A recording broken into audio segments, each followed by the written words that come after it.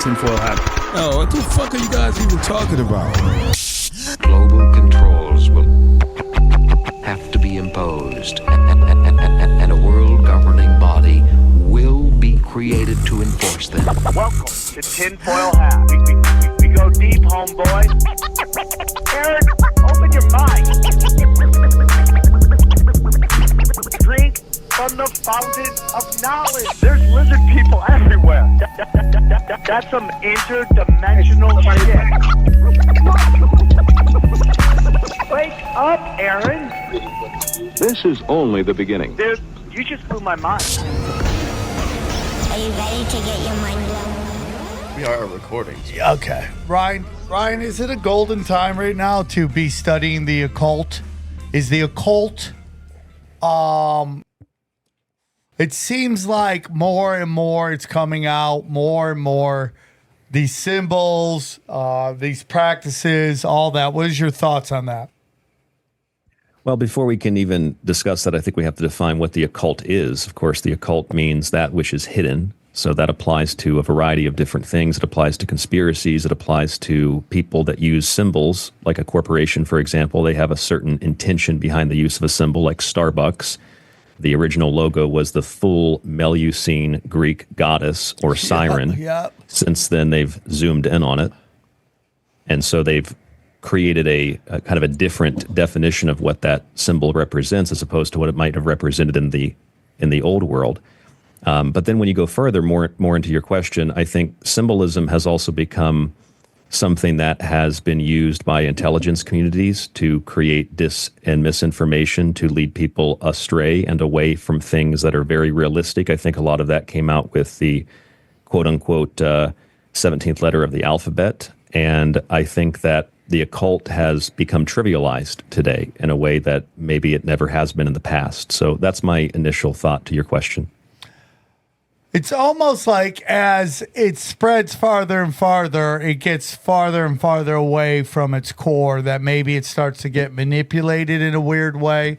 Maybe not. It's my whole theory on why, the New World Order, whatever you want to call them, they always have their plans, but enacting their plans seems like really hard when you start to trickle down to, let's say, Appleton, Wisconsin, right? Like, how are you going to get Appleton, Wisconsin to follow the rules of Klaus Schwab or something like that? Yeah. So it seems as we get farther and farther away. It just seems like even with Trump now, and everyone has their opinion on Trump, do you see the Instagram post that Trump's son did, Donald Trump Jr., I think it is? And it's his father looking in the mirror, and his father's head is a goat head.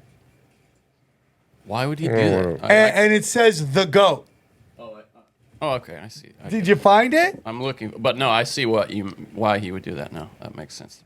Why? Because he's the greatest of all time. People do it all the time. The goat is Messi's logo. Yeah, but it is crazy, though, to me, because that has... Most people don't think of that ever. Like the goat, meaning like a cult. My parents, if you told them the goat meant the devil, they would be like, what? Right. But we're not talking your parents. Your parents. Yeah, do you think Trump is into like goat heads? That's pretty in there. Look at that. Come on, Johnny. You don't think that's weird?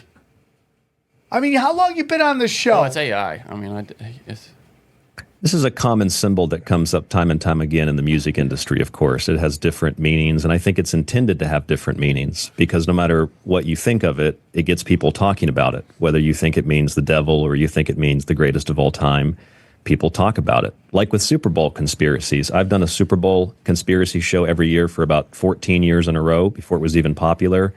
And now Super Bowl conspiracies, I think, are really being pushed by the NFL for ratings because, hey, it gets everybody to talk about it. It gets men, it gets women, it gets people that are on the outside of football that otherwise wouldn't care, and then they'll pay attention to it. It's like advertising and marketing. That's what I meant with the occult kind of being trivialized. And I think if there is a solid conspiracy, quote unquote, the conspiracy is to use conspiracies to change the narrative. And we've seen documented evidence of that back in the early 50s with the Robertson panel report and the UFO community, where the UFO community was infiltrated by the intelligence community and by the military to see, one, what the UFO investigators knew that the government might not have known, and also to plant disinformation in that community, which was what happened with Paul Benowitz in that famous documentary, Mirage Men.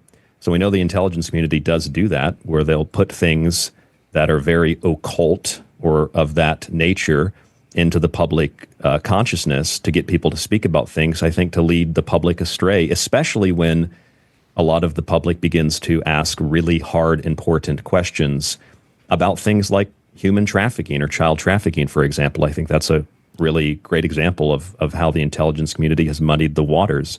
However, if you want to talk about Trump, I want to be clear that I don't really have a political affiliation per se. I am more of a constitutionalist, and I look at whatever is being done and I say, does this abide by the founding principles?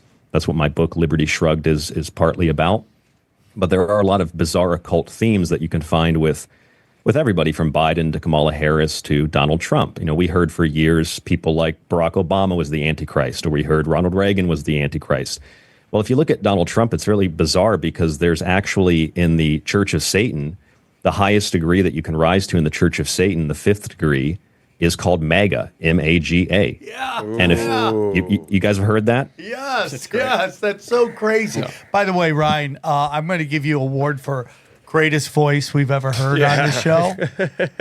I mean, I could listen to you forever. I could just sit here and just let you take over the show. It's your show. Well, thank you. It's the microphone. It's the microphone. I love it. It's just so good. It's just so crazy, right? And you know, you said your internet went down, so you're in the library, so it's you and a bunch of homeless people hanging out. That's right. Yes. It's crazy to me. We'll do some fentanyl after this. Yeah, we're gonna bang out some fentanyl. So you bring up the intelligence agency, and I want to get into what you want to talk about because I love history and hidden history. When you talk about the intelligence agency, and now that we're getting into the occult, like who does the intelligence agency, in your opinion, truly work for? Because I don't think it's the people or the government. I think they're actually working for outside forces to protect outside forces' best interests. Yeah, I mean, I can't say that I'm going to be able to provide you with an expertise opinion. I don't like using that term, but from my opinion, my personal opinion from years and years of research and what I've done over interviewing people like even Bill Binney from the NSA many years ago, my interpretation is that a large portion of the intelligence community is an outside breakaway government, and I believe that they are the true apparatus that controls the three branches of government, if we want to look at it that way. And I can think of a couple of great examples. The Epstein story is a great example. That's a combination of U.S., Israeli, and British intelligence gathering people together and utilizing sex and drugs and other things like that to blackmail them. We see the intelligence community doing that via Israel and AIPAC. We learned that from Cynthia McKinney, that they basically blackmail and control Congress through sex, through drugs, but primarily through donations. And then we saw Madison Cawthorn, who's out of Congress now. He said the first thing that was asked of him was to come to one of the Democrat-Republican sex drug parties, and that's how they blackmail people to get them to vote for certain bills.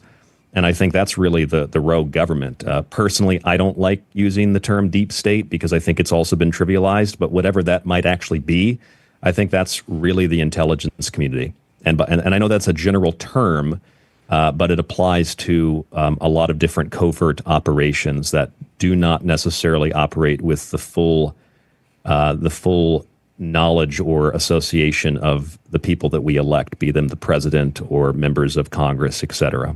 I mean, that's my interpretation. And I think they probably also have very strong connections to corporations, the aerospace industry, if we're going to talk about UFOs. I think that there's a lot, that in and of itself is probably an entire broadcast that could be done about the history and the current control that the intelligence apparatus has. Otherwise, I use the term kind of in a general sense to imply a kind of an outside of government force that really has control of narrative making, I think is what they do best. All right, we're live from the Wise Wolf Gold and Silver Studios. Go to samtripoli.gold, use the promo code tinfoil, get on the precious metals game with only as little as $50 a month. sent right to your house. Guys, I want you to come see me live. I want to thank everybody at the Vault again for coming out. Thank you guys. You guys are great. Columbus, Ohio. I'm going to be in Columbus, Ohio with Eddie Bravo on the 6th, Pottstown on the 7th of February, and Morristown, New Jersey at the Dojo Comedy on the 8th. And then at the end of the month in Phoenix, I'll be at the House of Comedy. He is Ryan Gable. He's man, he's obviously been in the game for a while. You could tell. I mean, he's a 15-year vet. He must have started when he was in 3rd grade because you look young. But I'm super excited to talk to you. Your website is the Secret Teachings, thesecretteachings.info, correct? That is correct, or tstradio.info to make it short. Okay, TST Radio. For those who may not be familiar with you, can you tell us a little bit about yourself? Yeah, it wasn't 3rd grade, but it was right out of grade school. Right out of high school, I got into radio accidentally. I was in film school in Orlando. I went to Full Sail University, and I met people that were doing a documentary about a local radio station. Long story short, I met the guy that ran one of the radio shows, and he did kind of a conspiracy-themed show. And I would talk with him and come on the show sometimes after the documentary. Fast forwarding very quickly, he passed away in a car wreck. I took over the show, and then I realized, oh my goodness, I don't know what to talk about by myself. So I started reading books. Lots of books, and I found interest in everything. And what really changed my perspective on the world through radio was I was at a really left-wing liberal college, and when I would talk about George Bush, they would be all excited about it. And then when Barack Obama became president and got into his 2nd term, and I would talk about Barack Obama, they all got really offended. And I used to think, well, I thought we were just opposed to corruption. I didn't realize I was very naive, guys, very naive. I didn't realize this was like a bias, emotional, political logical thing. Or logical. Yes, or logical. And then from there, it just exploded. I ended up getting on Dark Matter Radio, which was the Art Bell network at the time. I was actually removed from that network for talking about child trafficking. This was years before any of that became super mainstream. Wow. I have the emails actually I documented that via the emails they sent me from Art Bell and his Keith Rowland, the web designer he had, web guy. So Art Bell himself was like, yeah, we can't have you on here talking about that. That's correct. Art Bell sent me an email with Keith Rowland that said, we've warned you about talking about child trafficking and human trafficking, and particularly the Vatican and pedophile priests.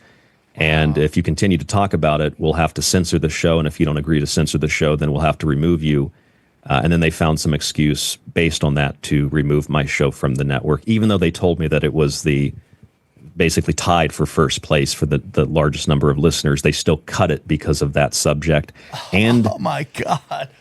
And recently, I don't want to talk too much about the recent thing that happened, but recently, the most recent network I was on cut my show because I was reading verses from the Talmud and the Bible, and they did not like verses from the Talmud or the Bible. So they cut my show again for that reason. Unbelievable, dude. Unbelievable.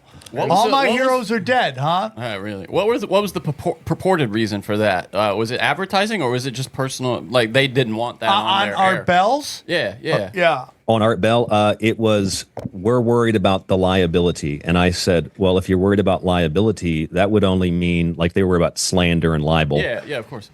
And I said, well, that's only if it's untrue. Right. If I'm reading like congressional reports about it, which I was, or if I'm reading like, I don't know, hey, a CNN article about some kids being trafficked, like that's mainstream news. That's not libel if it's true. Of course. And so it's interesting to me that you never want to be the first, right? It just, you never want to be the first. And it sounds like you were one of the first to really dive into this because you get all the arrows. And then the second or third person after you just walks right through. Yeah. You know, you even see it right now with a lot of like all this wonderful conspiracy content going on. They're getting away with a lot more than maybe the OGs could get away with. That's because crazy.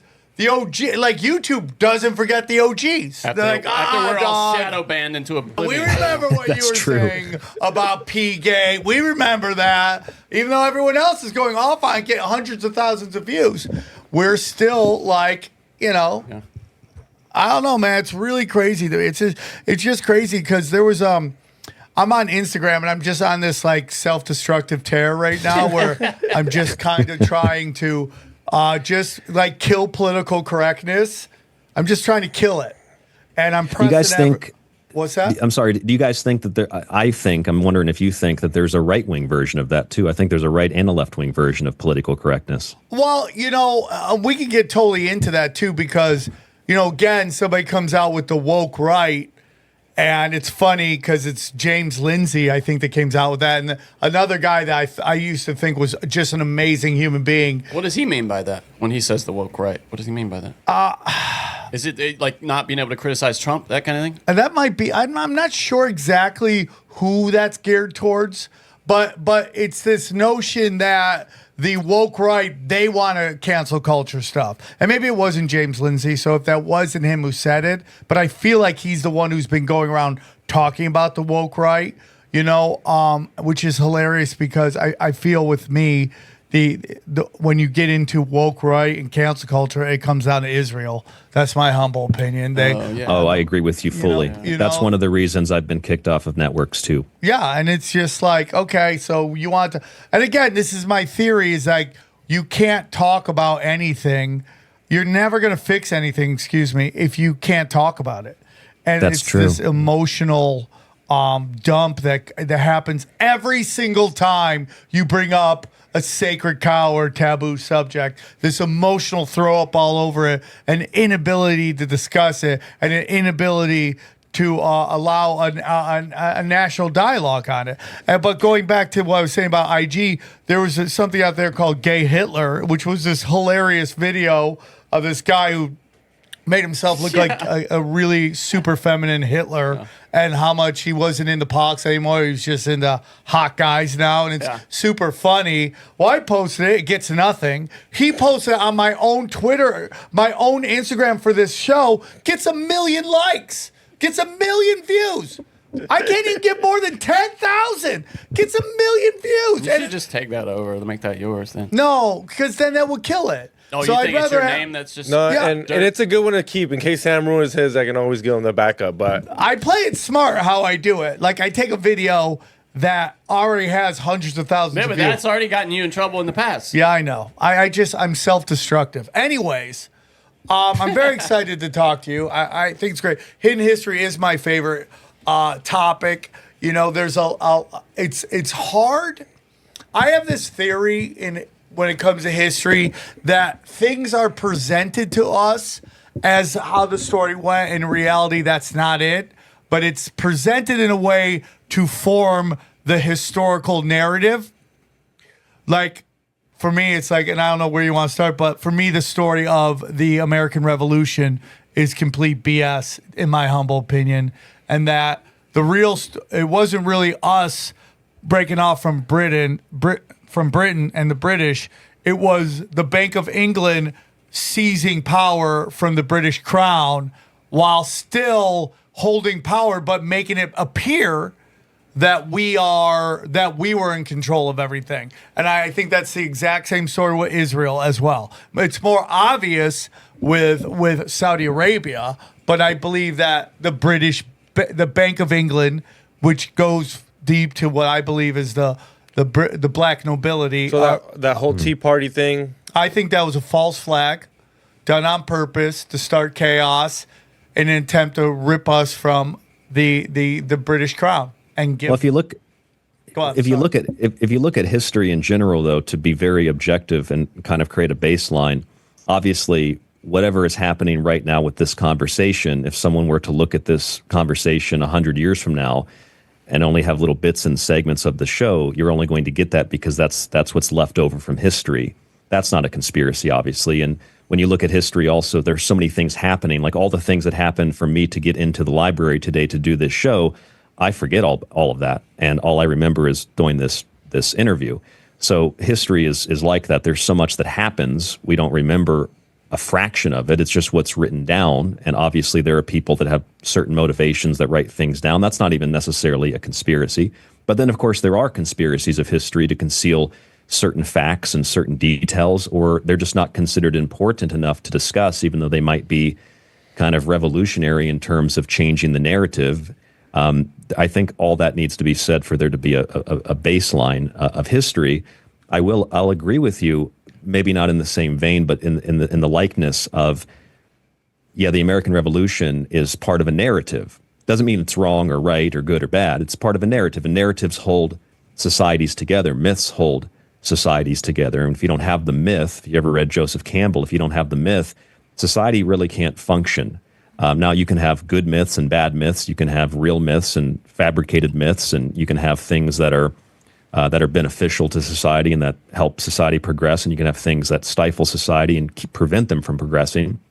But if you think about history from the viewpoint of, like, there are plenty of things that are not hidden. Like, I'll give you an example. If you read, anybody ever read Edward Gibbon, The Decline and Fall of the Roman Empire? That'd be on you, Johnny. Yep. Did you read it? No. Okay, none of us have read It's a big one. Okay. It's a big book. Okay. But if you were to read even the first 100 pages, it's considered one of the most accurate historical books ever written, and it's highly detailed. And Edward Gibbon was a master. What was the name of the book that one history. more time? Decline and Fall of the Roman Empire. And this is a book that you can get at any bookstore. It's not hidden. It's not secret. It's not censored or anything like that.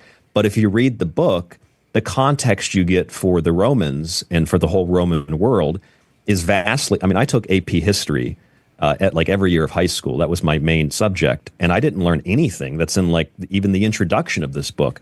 I learned things like, most of the time, it really wasn't the emperor or the Augustus or the Caesar that was doing like something like we'd see in Gladiator. It was usually the Praetorian Guard, or a lot of times the people, like the public, would rebel against the emperor or the Augustus, trying to reinstate law and order, or trying to get the military to actually defend the country and not look out only for themselves. And a lot of emperors were beheaded or executed by the Praetorian Guard because they tried to restore law and order and take the donatives away from the military. Other times the Senate tried to restore law and order, and that lasted about 30 minutes before, one emperor in particular, Claudius, marches in and says, if you don't give me the throne, we'll just execute all of you. So it's not all, like, we get this image of history like, well, these Roman emperors were so horrible, but a lot of times it was the people that rebelled against law and order, not the emperor, just as an example. Well, I mean, like, could you say that's kind of somewhat happening today? I mean, in a way, without a doubt, whether it's BLM and Antifa, and now we're getting into whatever these illegal immigrants and who they represent, whether they're citizens or non-citizens. We're seeing kind of rebellion on that. We're also seeing on local levels, whether it's state or local, people saying they're not going to follow the rules of this rule or that rule, which is interesting to me because I am pro-state rights, right? Like, this is where you kind of get caught, where you have like these state politicians go, we're not going to follow your rules of ICE. And then you're like, hey, dude, that's the law, but now all of a sudden I don't like state rights. That's where it gets convoluted. That was the original debate and discussion at the Constitutional Convention, was over state rights and what would be considered federal rights. And the state rights advocates at the time were largely pro-slavery groups because they wanted the right to enslave human beings and keep them as property. And they believed that because they were property, that's a state right, that's a personal issue, that's not a federal issue. The Federalists argued for something. I mean, it's not that black and white, but it's very similar to that's the discussion that was had at the Constitutional Convention. And then you had the federal advocates that wanted to create a federal government that would protect all people's rights, which is where this is a really interesting thing. I think you guys, if you've never heard this, you could look this up. The 3/5 Compromise is always cited as proof that the U.S. government was founded on like racism and slavery. It's actually the opposite. The 3/5 Compromise was exactly that. It was a compromise. Basically, what happened was there was no agreement to establish a unification of states without the agreement of the slave states or the states' rights activists or the states' rights advocates. And so the activists came together with the Federalists, and they made the decision, okay, we'll make a compromise. You can count slaves as 3/5 of a person if you agreed to come together and form a union. Now, that might be confusing to people, but what it actually means is if those states never came together, we wouldn't have had a federal government. We'd have had individual states that many of which would probably have been taken over by all the other countries that were trying to get a piece of what was happening here. And so the agreement allowed for the federal government to be formed, which was based on an anti-slavery stance. And then that actually, the Three-Fifths Compromise actually allowed for slavery to be slowly outlawed, which is what Thomas Jefferson did when he became president. And even before that in Virginia, it allowed for slavery to be slowly outlawed. So Democrats will say the Three-Fifths Compromise is a piece of proof that the U.S. was founded on racism and slavery. And in fact, it's the opposite. The Three-Fifths Compromise was a compromise between two sides who had two different viewpoints, one pro-slavery, one anti-slavery. And the pro-slavery people said, well, you can't count slaves as a full person if you don't consider them people, if you consider them property. So here's what we'll do. You come together, we form a union, and you can count them as 3/5 of a person. So that's an example of American history that's totally distorted, totally backwards. They cite it as an example of how horrible America is. It's actually a piece of evidence of how good America is and how America actually led to the abolition of a trade that had been going on and still is going on today in the world. But the United States, as we know it, ended that practice, at least the physical form of slavery as we understand it. So what you're saying is that's a step forward. Instead of the way people were trying to say, it was more of a way of stopping us from going forward. That's what most people think. That's exactly. Yeah, I agree with that. I'm sure you're aware too of the, in the original Declaration, as the original draft of it, that Jefferson penned, had this whole clause about slavery and how it was the Crown that did this horrible thing of enslaving Africans. It's really eloquent, Jeffersonian language of like. Yeah, he accused the king of it. And then you said of other countries trying to take over. So if they wouldn't have got together, who like Spain or someone could have came in and took over. Well, you had all kinds of. I mean, you had the Spanish. You had hell, on the west coast of the U.S. There's a really great book written about what was happening in 1776 on the west coast. You had the Russians coming in. They weren't going to take over the country, but you had Russians on the west coast. You had, even during the time of the Civil War, you had there were actually proposals to the Russians to help take over the United States, and I think it was take over. Oh, really? Yeah, I didn't know. I thought it was to help. I thought it was to help Lincoln. Well, this is a very long, detailed history, but I think off the top of my head, it was Catherine the Great who was asked, and she said, "No, we're not going to assist in the destruction of what is. It's not our business. We don't really care about it." Of course, you had native groups that were siding with the British; others sided with the colonists. It's a very complicated and convoluted history. But the point is that when we're talking about the Three-Fifths Compromise, or many of these other things that are cited as proof that America is inherently racist and whatnot, like we the people, they say, well, why doesn't it say we the white people? It's like, well, see, that's a very confusing thing, because if you're saying that we the people doesn't include all other races of people, then you're actually saying that those people aren't people. If you think that when they say all men are created equal, that doesn't mean women, then you're saying that women are not people, because men, we know historically, represents men and women in the terminology. The Democrats in particular, I'm not a Republican, but Democrats in particular are a very vile bunch on average, and they are professional liars. Guys, real quick, I want to talk about a major problem with in this world, population decline. And there's one company out there battling the forces of evil, and that's our good friends at Blue Chew! That's right.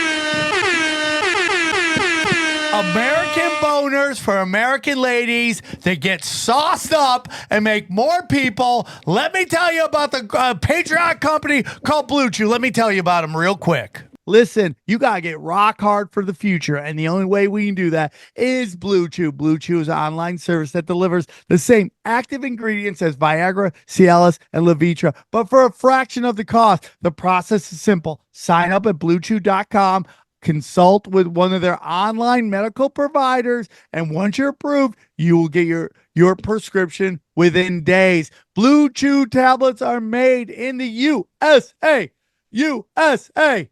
USA, and prepared and shipped directly to your door. The best part, it's all done online. That means no visits to the doctor's office, no awkward conversations, no waiting in line at the pharmacy. Cannot stand that. Thank you, Blue Chew.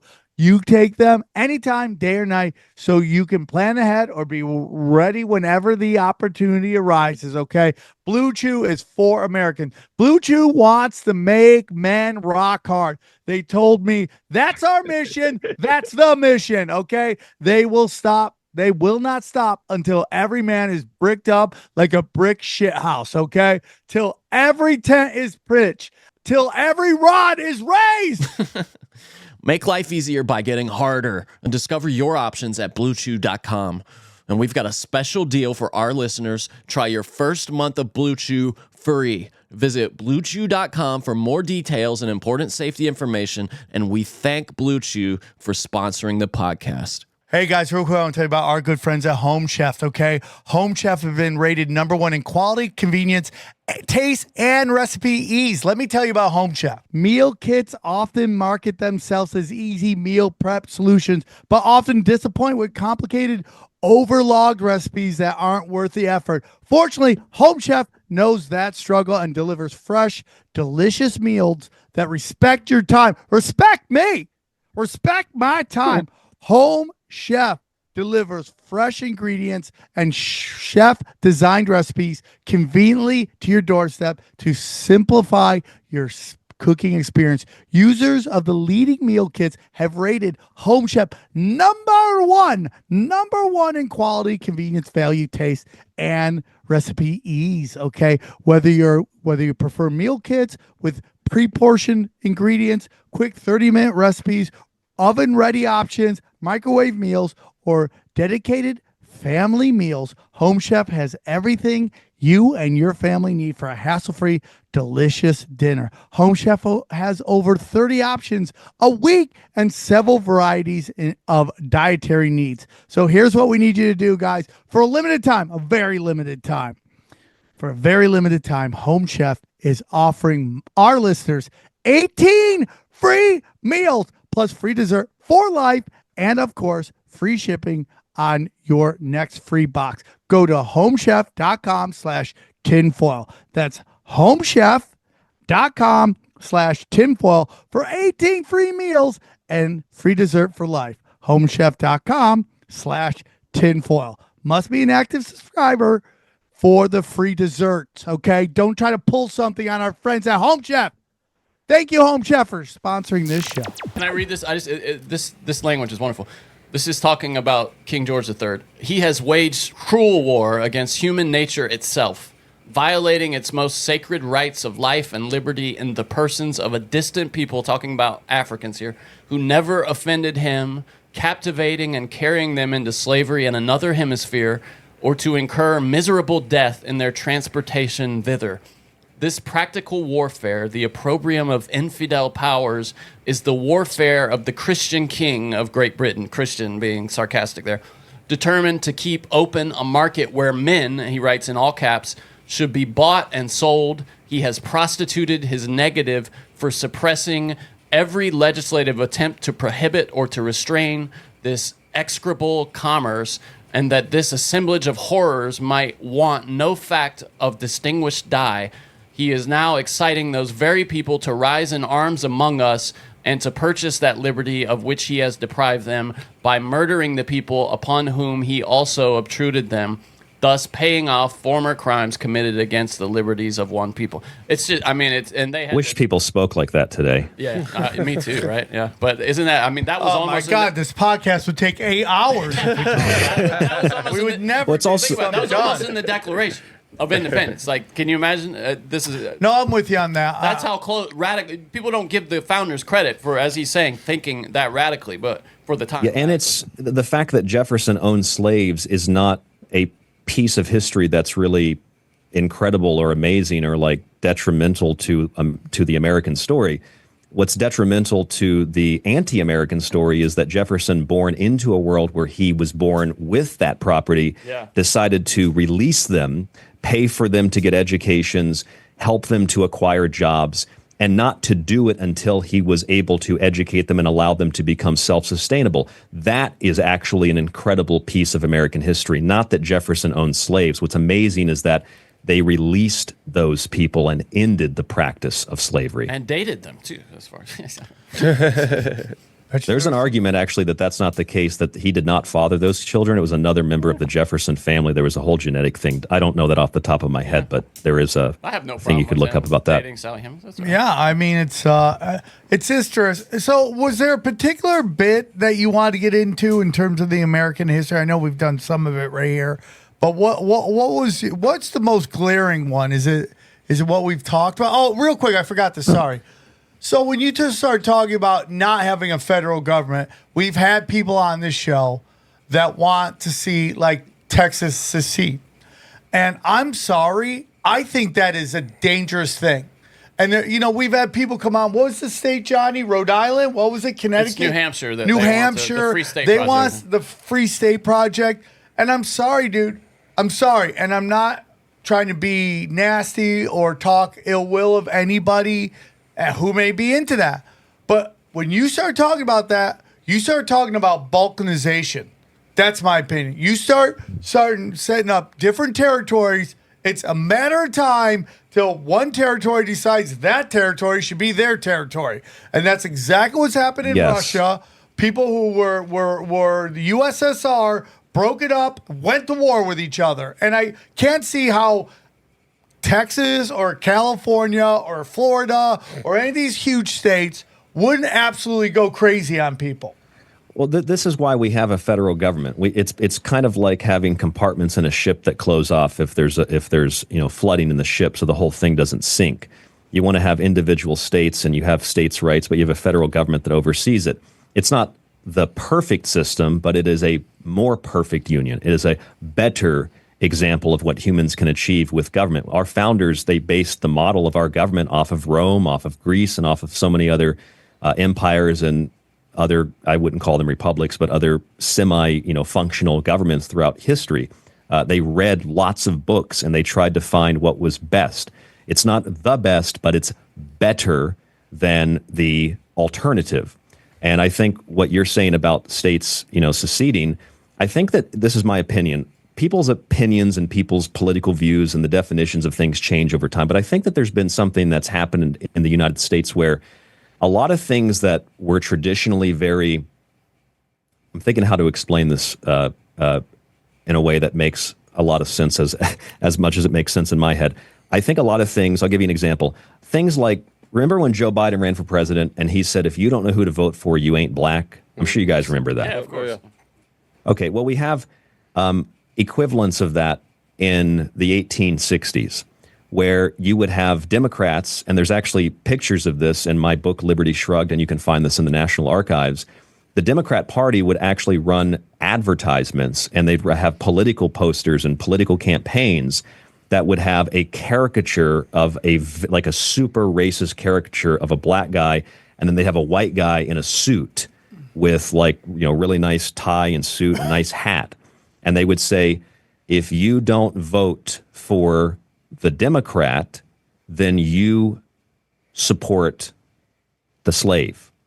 And if you don't vote for the Democrat, you ain't white, is what they would. I mean, you can look these advertisement political campaigns up. They just keep using the same thing over and over again.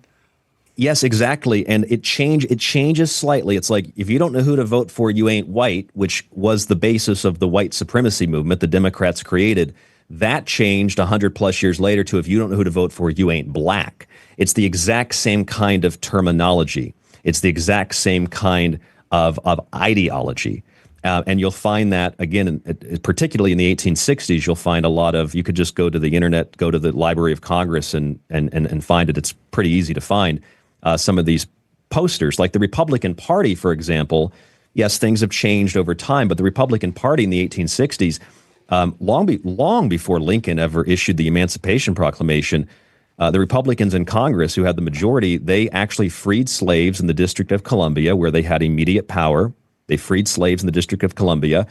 They passed 2 confiscation acts, which allowed for the feds to round up property wealth and basically to confiscate anything that was utilized by a slave owner long before the Emancipation Proclamation. And it was the Republicans in Congress who actually pushed Lincoln, who gets all the cultural and all the historical credit. The Republicans in Congress, and there's a lot of them that could be cited, were pushing Lincoln to do something that he was really uncertain of. In fact, Lincoln wrote quite famously, although this has been used to kind of discredit Lincoln, he wrote quite famously that he was in favor of there being a form of segregation. His big concern was the Union. He was more concerned that the Union was going to dissolve. His concern was the Union. The Republicans in Congress were concerned about slavery. And if you look up, there's a whole bunch of these people, but you could look up some. I have them in my book, Liberty Shrugged. U.S. Senator Charles Sumner, for example, was a huge anti-slavery proponent. There's most of the guys in Congress that were anti-slavery. Most of them were white. So the whole narrative around America being racist and based in this or that, racism, slavery, etc., that's only true to the extent of one group of people who pushed and promoted that. And the best evidence of this that completely destroys the whole left-wing narrative is if you grab a copy, and you can find it online for free. I think it's, I got mine from the Georgia State Archive. If you find a copy of the Confederate Constitution, they had to write their own constitution because they did not believe that our Constitution, the one that we have today, was a protective document for the slave trade.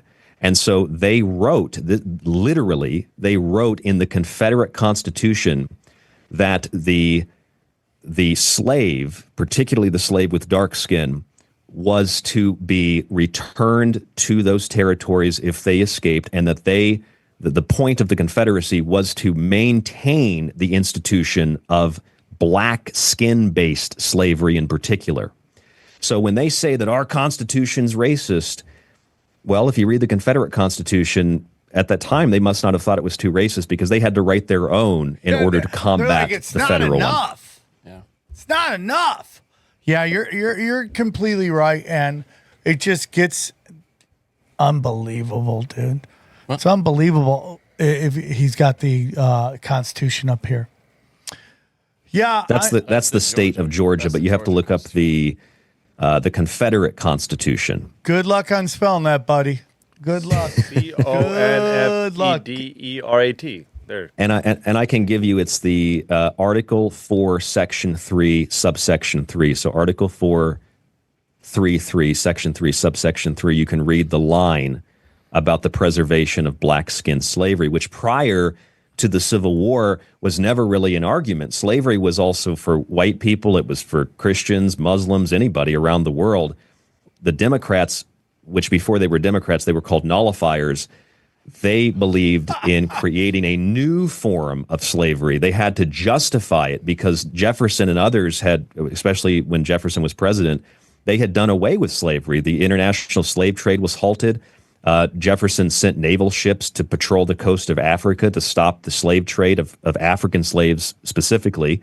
Sure. And so about 20 years later, with John C. Calhoun in the 1920s, they created the Nullifier Party, and their goal was to nullify the federal government, which is what the Democrats want to do today, it seems. They have completely ignored all the rule of law, and they've created kind of their own governmental. This is literally the same thing they did in the 1820s, 30s, 40s, 50s, 60s, 70s, and 80s, which later actually inspired the eugenics movement in the United States and in Europe, which largely originally came out of Britain, kind of going back to your point about the control that the British Empire and the Bank of England still kind of has on the world. It's such an interesting journey, dude. It's just such an interesting journey, and the role of Democrats. As a young man, I was an old school, and still am an old school liberal. I was always live and let live. I don't care what you do with consenting adults, as long as you're not hurting people, in particular children. I believe in less government. I believe in, I'm anti-war. It's crazy. Like classical liberal. Yeah, that's what I am. I'm a classical liberal, So as I grew up, I was very much like, I remember in the early 90s, I came disenfranchised with politics when I saw Bill Clinton hanging out with Newt Gingrich and all these guys, I started realizing it was theater. But I think that George Bush and that death cult, I call it, they infected both of the parties in a way that brought them in different directions. Listening to you, like for me, I don't know where the Republican Party is right now. I don't. There's a part of them like Rand Paul and Tom Massey. Like, I like those guys. They seem to be more common sense based politicians. That's what I like. What don't you like? Who don't you like over there? Everybody else. Like, pick them. I hate them, but this Democrat from local all the way up just seems like Bolsheviks to me. And this intent to destroy from within in order to bring in even more government and control of everybody for no other reason other than just because they hate the traditional system. That here I'm in Tucson, Arizona, and about, I think it was 2 or 3 years ago, the Pima County, which is the county that Tucson's in, Pima County Democrat Party, literally, I'm not exaggerating, they held a 4th of July celebration called F the 4th of July. And they got together, some of these Democrats got together in the park, and they had an anti-4th of July party. That's the nullifier party. They hate the federal government. They hate the U.S. Constitution. They hate that you cannot use legally, you cannot use race and these other things as a basis to make decisions, but yet they've worked all these things in under the guise of political correctness, affirmative action, etc., which even if there is an argument for that on a very, very small level at the judicial level in terms of like what they would consider to be reparations back in the 1860s, which the Republicans did actually provide reparations for the people that were actually slaves. Today, the Democrat Party has become, a lot of people have left the Democrat Party. It's become a party of anti-American sentiment, although I will say that I think that poison that you're talking about with George Bush, it has poisoned the Republican Party too. I totally agree. Yeah, it's. If I can just give one more example, like this is something that bothers me, and I know that is very controversial for Republicans, but like if you think about what Trump has done since he's gotten in office again, he's done some things that I agree with, of course. A lot of things he's done and says I agree with, but it's not really making America great or putting America first when you take sanctions off of dozens of terrorist groups and settlers in the West Bank. It's not really making America great when you continue to give heavy weapons to a country that has nuclear weapons, which I'm pretty sure is illegal, but they pretend Israel doesn't have nuclear weapons. It's not really making America great when you allow for Israel to continue to collect their foreign aid, but you cut it and pause it for all other countries, with the exception of Egypt, because he wants Egypt to be one of the countries that takes Palestine, the Palestinians. That's not making America great. That's making Israel great. No, I completely agree, but that gets into my theory of the British Empire still is running shit. And I think they run that. I think they run Saudi Arabia. I think they probably have their hooks in India and China too. That's my opinion. And you're completely 100% correct. You're 100. You said they were. I'm sorry. Go ahead. No. Well, my whole theory is that he is doing a lot of great stuff. I mean, I don't want to make this really crazy. I would go full homo for President Trump if he got rid of the Federal Reserve, dude. Oh, so I'd go gay for Trump. You'll go gay. I'd be gay as shit for Trump. You'll go gay and he'll get a forehead tattoo. Yeah, if he got rid of the Fed, he got rid of the IRS, full homo, bro, full homo. Actually, well, get rid of the IRS, just the tax. They're going to. Tax. Oh, I'm sorry. I had a delay in my headphone. What did you say? What'd you say, Johnny? No, just the federal income tax and the of course. Yeah, I mean for sure. And both, yeah. Yeah, I mean he flirted with that again yesterday, talking about income tax. He's talking about it right now. I don't.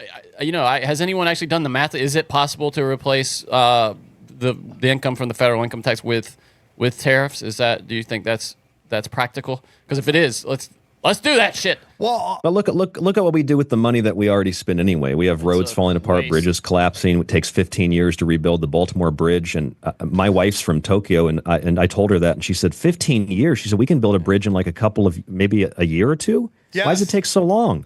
Yes, and that's when Trump goes in and goes to, again, and like I'm 52 years old. I don't trust any of these people, and I like when Trump does something good, yay. When Trump does something bad, boo. That's what I'm going to do. And That's being objective. That's what we should be doing. Right. Now, I will tell you, if you're talking about getting rid of the Fed, you're fucking with the FBI and intelligence agencies, right?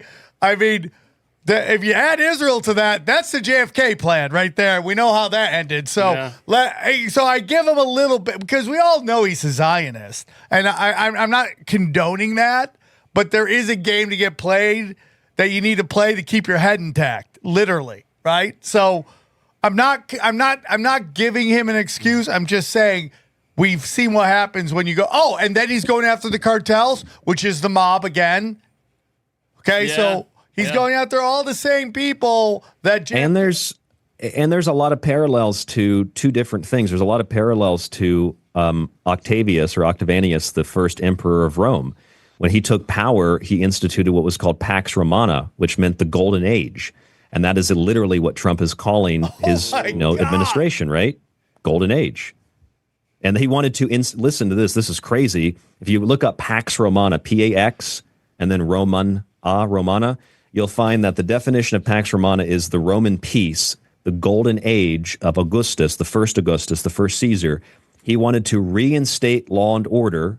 And just like Trump said at the inauguration speech, he wants to expand the borders of the United States. Well, that's exactly what Augustus wanted to do, expand the borders of the Roman Empire to keep the military busy so that he could retain his power and control of the Senate and control of the people. So whether that's a good thing or a bad thing, there are incredible parallels to history. Democrats will say Trump's like Hitler. They're right, but not for the right reasons. Trump is like Hitler, but in a good way. First thing Hitler did when he got in office and he merged the chancellorship and became Führer, he got rid of the illegal immigrants. That was his first policy. If you're here in the country illegally, get out. That's what Trump's doing. It's not really a matter of liking Hitler, liking a Roman emperor, hating a Roman emperor. It's just a matter of fact of history, and it shouldn't make us question what's happening today as much as what we think happened in the past. Maybe Augustus was not the person we thought he was.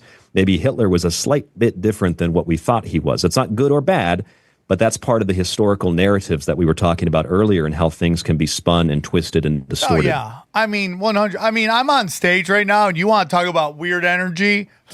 When I started talking about Hitler on stage and how he wouldn't even be starting on a all-genocide basketball team, he would be coming off the bench, right? So, like, you get quiet when I mention Jews, like we're going to be goose-stepping. It's like, what are we talking about here? But the point of this is that, people put out the statistic, how many people Barack Obama deported, how many people Clinton deported, how many people Joe Biden deported. Not Joe Biden, I forgot who it was. There was another president. But it was in the millions. Yeah. And this is where the Democrats get in trouble, is they create this giant, like, fury over something, and then they just get showed that their guy did it and did it even worse. They don't know what to say. Some of them don't even know that Obama deported more people. Here's what makes me sad with the fires right now, and you guys tell me if you think I'm wrong. It seems like everyone's almost moved on, and that Karen Bass and Gavin Newsom seem to have been able to survive this. I get no sense, I get no feel on the street of people going, we have to get them out of office, even if you don't want to believe this was purposeful, okay? That there's no groundswell to go, hey man, we know this isn't your fault, but you did make decisions that helped to lead to this. You got to go. Hey guys, real quick, I'll tell you about our new sponsors, Cornbread Hemp. That's right. They are America's first ever USDA organic THC gummies, okay?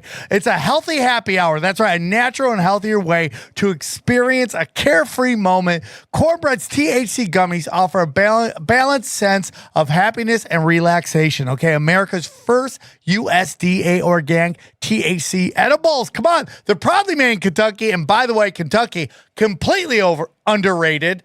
One of the best states you'll ever go to. 1-to-1 THC to CBD ratio. Perfect for taking an edge off without making you feel anxious or paranoid like other cannabis. Me, paranoid, horny. Horrible combination.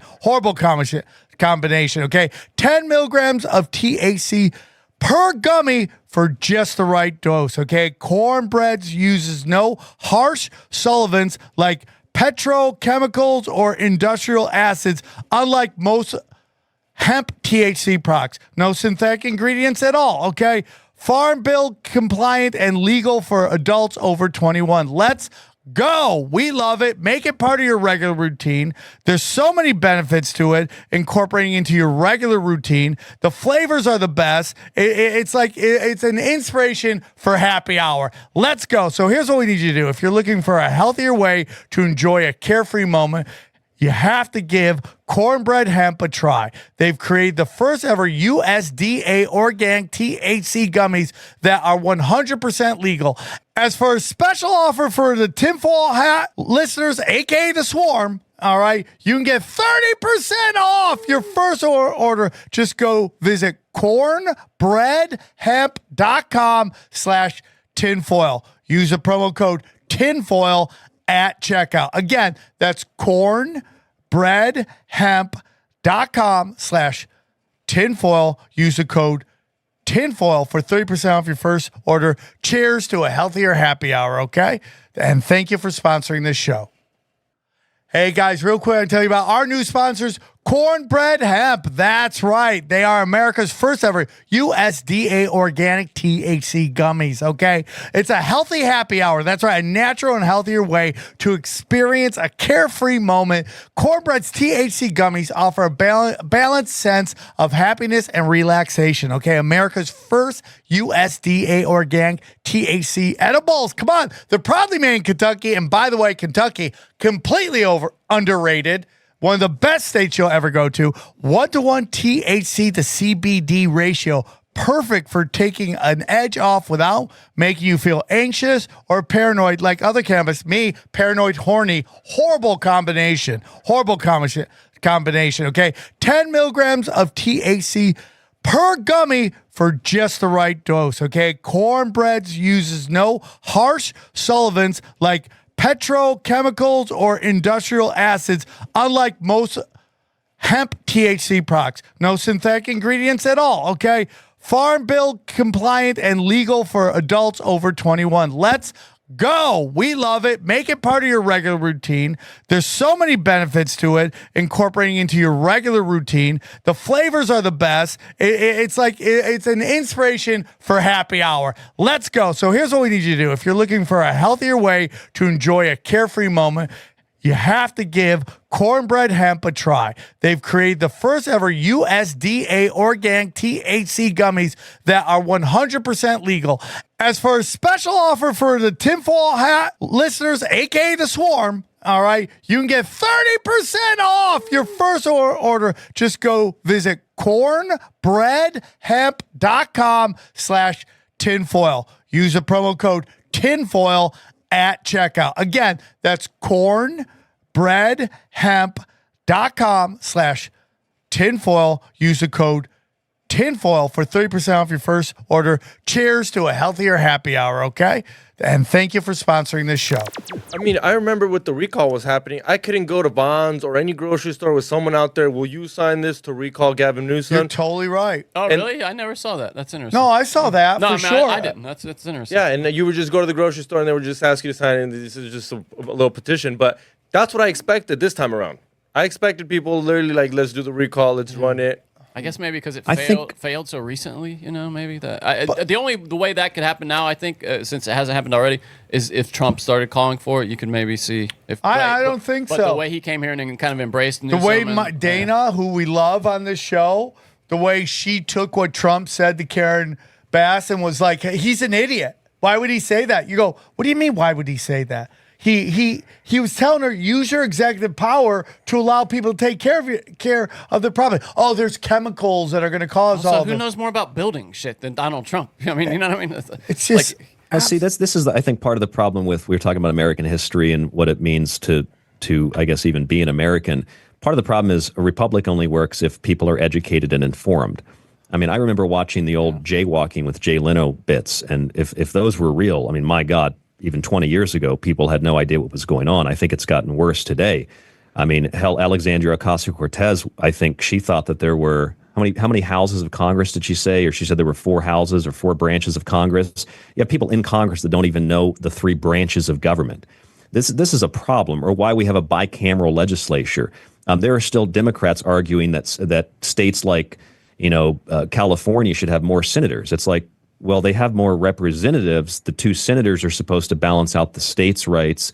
Then the people are supposed to, in terms of numbers, balance out the number of representatives. That's why California has more representatives than Rhode Island. If people don't understand the basic, foundation for the idea of how the country is supposed to work, voting is irrelevant. And that's why a lot of our founders believe that only very educated people should be voting. Because if you have people voting that have no idea what's going on, and they can be bought off, sometimes quite literally, but figuratively, they can be bought off with promises of, sexual preferences, LGBTQ promises, or just trivial things, then voting is an irrelevancy. Voters have felt the wrath of one-issue voting in LA. Yeah. You voted against protecting abortion, against hate, and your whole city burned. And yes. They just won't. And again, when you have all these people on the left, the people who should be calling for, heads to roll are like, I think they did great. I think the city did great. We're in trouble. You're in trouble. Yeah. Because I'm sorry. Go ahead. No, but it's just like, this desire to not offend anybody, so you continue to work, which I respect, man. You get to, I don't have to worry about that. I'm not an actor. I'm not a writer. I can do one thing well, and that's talk shit. So I'm a shit talker. That's what I kind of do. I'm not worried about whether I'm going to get a green light in Hollywood or not. All right? But there are people like that, to the point that they won't be honest about what's going on. And it's going to destroy the city. Part of that is also just on a personal, individual level. I mean, human beings are emotional, and when emotions are weaponized and played upon by advertisers and through political, ideologies. And so if you can play on people's emotions, like, don't you think this about gay marriage, or don't you think this about abortion, or don't you think this about women's rights? And that's part of the problem, is we don't even have a baseline to define what a right is. A lot of people think that abortion is like a human right. Some people argue, the satanic groups literally argue, and they're suing multiple states, saying that it's a religious right to be able to kill a child. It's like anything that they can do to justify their political motivations. Meanwhile, the Constitution and the rule of law just rots somewhere in a safe. This is, I think, part of the big problem. But back to the emotional thing, it's like, as an individual, you don't want to be wrong. And if you don't want to be wrong, well, you'd find anything and everything to justify why maybe you were wrong, but you were still kind of right. And so that's why you still defend the Democrat Party. You still defend the Republican Party. It's not about logic or objectivity. Like you were saying earlier, if somebody does something good, it's like good. And if someone does something bad, it's like, well, bad. That's objectively how the system should ideally work. But as Alexander Tytler, a Scottish professor, pointed out, these kinds of systems can only run a handful of generations before they collapse, because people will not be educated. And what will happen is people will realize they can just vote themselves into office, in a sense. They can vote for the most handouts. They can vote for the most, personal privileges, special privileges. And that's what we see happening across the country, which is why I personally am not very hopeful of any administration, because I think that the people, just like in Rome, are largely responsible for the decline. It's not because of corrupt politicians per se. It's because people are corrupt in morals and values, and they lack them entirely. They are poor and void of knowledge of how it's supposed to work, even just the basic concepts. And when that happens, the system fails and falls. Yeah, well, it's almost you're a victim of success as well. There's that's true. There's a generation that's grandparents, work their asses off. Mothers too. There we go. Work their asses off, create a great life, and you were born in luxury, and you've never ever felt anything. So you can vote for idealism. You can when all your needs are taken care of, you you start to you need purpose, and your purpose becomes this thing that will never be solved. You know, global warming, transgender rights, racism, homophobia, all these things that there will never be an end line for. Just like terrorism with the Bush administration, terrorism, a never-ending, undefinable thing or redefinable thing that can never really be solved. Especially when you're funding it all the time. Yeah, especially when you're funding it. I mean, 100%. It's just like, and like nobody's understanding. Like, I over the weekend I played this great club, the Comedy Vault. Great club. Love everybody, Liz and everybody at the Comedy Vault. It's a top shelf A-list club. It's amazing to play it. And it's a small, like predominantly white suburb outside of Chicago. And I go, how many people here would love to not pay federal taxes? And just a couple people clapped it out. I'm like, do you guys have Stockholm Syndrome? Do you guys have any clue? Because they don't know how anything works. They don't educate them because that's the whole goal. Dumb, unhealthy, can't pay attention how your government works, which is this Federal Reserve is printing money to destroy everything, all of humanity. The British Crown, the Bank of England realized they had a real problem with Germany, and they had to destroy it from within. But they couldn't compete, so they hijacked the Federal Reserve of America. Not they didn't hijack, but they basically turned it in to the bank that funds everything wrong with the world. Everything wrong with the world. The British Empire consolidated completely into a bank, and the Roman Empire consolidated into a church, and the big banks and the big churches, they all push the same narratives and the same agendas. Yeah, you see that right now with the Catholic Church in deep shit because they're fighting this immigration. This like they're fighting against deporting illegals, and now it's finding out that they were instrumental in it. That George Soros and all these... Well, the backpacks. Don't you remember these kids were crossing with backpacks and brand new shoes? You're like, who's giving them this to cross the whole fucking the Catholic Church. And it gets into... The Catholic Church supports it. HIAS, the Hebrew group, supports it. HIAS. There's a lot of international groups and NGOs that support it of all different affiliations. Dude. Jewish groups, Christian groups. And where do these NGOs get a lot of this money? We're through these back channels, which all comes from the Federal Reserve. The Federal Reserve prints funny money to everybody. You guys know, I'm not sure if you ever heard this, but do you know where the Democrat Party gets most of their money from? Well, Act Blue, right? Well, yes, but there's a particular subset of the population that they get most of their money from. It's not a conspiracy. It's in mainstream newspapers. The Democrat Party gets 50% of their money. You can look I think it's Jerusalem Post or Times of Israel. 50% of the money that goes into the Democrat Party comes out of Israel. And that's and this might sound astounding to some people and they might find it unbelievable, but the gay capital of the world, the LGBTQ capital of the world, in the 1920s it was Weimar, Germany. Today it's Tel Aviv, Israel. Whoa! Why did the Democrats promote LGBTQ? Because they get most of their money from Israel, and Israel is the gay capital of the world. Literally, Israel has the highest population of pedophiles in the world. Most pedophiles that are high level in the U.S., they run to Israel to hide. Israel controls the porn industry. A rabbi controls Pornhub. Another guy who's a very wealthy guy runs OnlyFans, and he takes the money from OnlyFans and puts it into the wars with Israel. They run HIAS is the illegal immigration. They run that. So think about this. If all of what is basically happening? The Democrats are masters of this. It's money laundering. I'm not saying the Republicans don't do it. George Bush death call. And I'm sure there'll be a time where we find out Trump did it too. I'm not saying that, okay? Yeah. I both sides.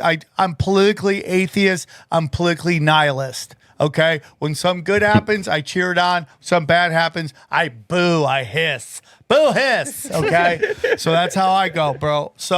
But if you think about all the money that is sent to Israel, yes, some of it goes to the bombs. Some of it goes to pay for their socialism, right? They have complete socialism over there. But some of it comes back and is used to completely fund the political process to bring, Just like Ukraine. Yeah, to bring. Oh yeah. Well, I mean, that's why people got mad at me.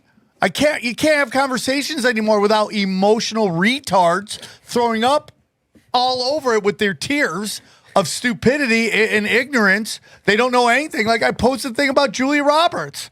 I posted it about how she was all like pro BLM, totally down with it at a time when people in Hollywood, all these elites were funding, they were literally like, what was it called? What were they saying? Match. Remember that? Yeah. They were match, and they were matching, basically bonding people out of jail. All of these BLM and Antifa people, they're bonding, and then Julie Roberts loses her mind when these looters start looting her neighborhood, right? And a complete other hypocrisy. I posted that, and of course, out of nowhere, a friend of mine, progressive female who, I normally have shown a lot of kindness to, right? Jumps in my Instagram. I go, are you saying the looters are all black? And I go, no, 4 of them were. Most of them were Latino, and there was one shady-ass white person, okay?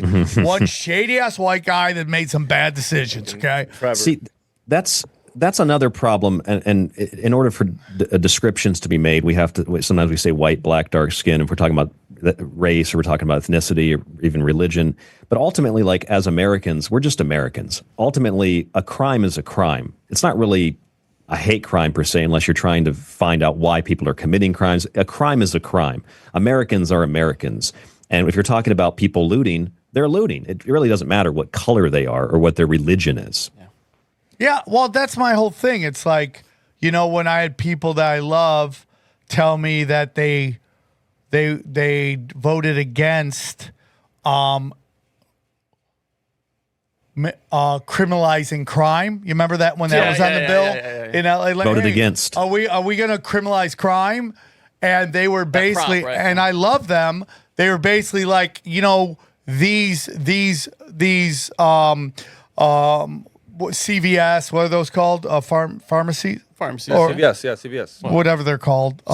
Stores should have security there. I go, but at the basis of it. That's her art. They don't have, it's their job for having, that's the dumbest thing I've ever heard. Because they write off the losses. But I go, who cares? But I go, it doesn't even matter because at the core, crazy. That is a crime. We all agree, it's a crime, exactly. Crime is wrong. Oh, so somebody comes into your house and you have renter's insurance. Just let them have some stuff. The insurance company's going to pay for it. Again, love this. This is not, and I'm not getting into the detail because I love this person with all my heart. But I had to be quiet, because I just didn't want. But at the end, a crime is a crime, dude. Crazy.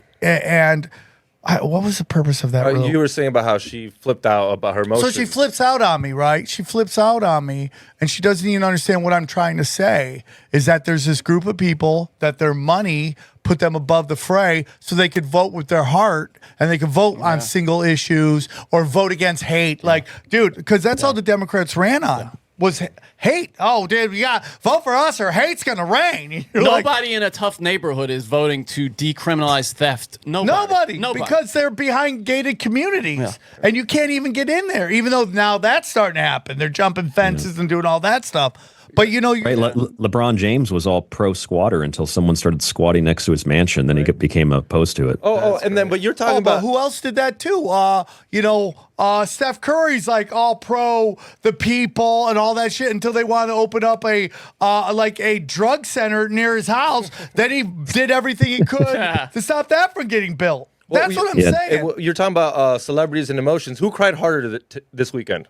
Selena Gomez over about Mexicans being deported. She doesn't know anything. She doesn't know anything. She can barely speak Spanish. She's out here defending us. Well, again, it's like, are you crying for the children that are gone? And do you understand that? Like, I'm not saying this process is perfect and that families there isn't going to be some stuff. And unfortunately, probably some good people are going to be caught up in a bad situation.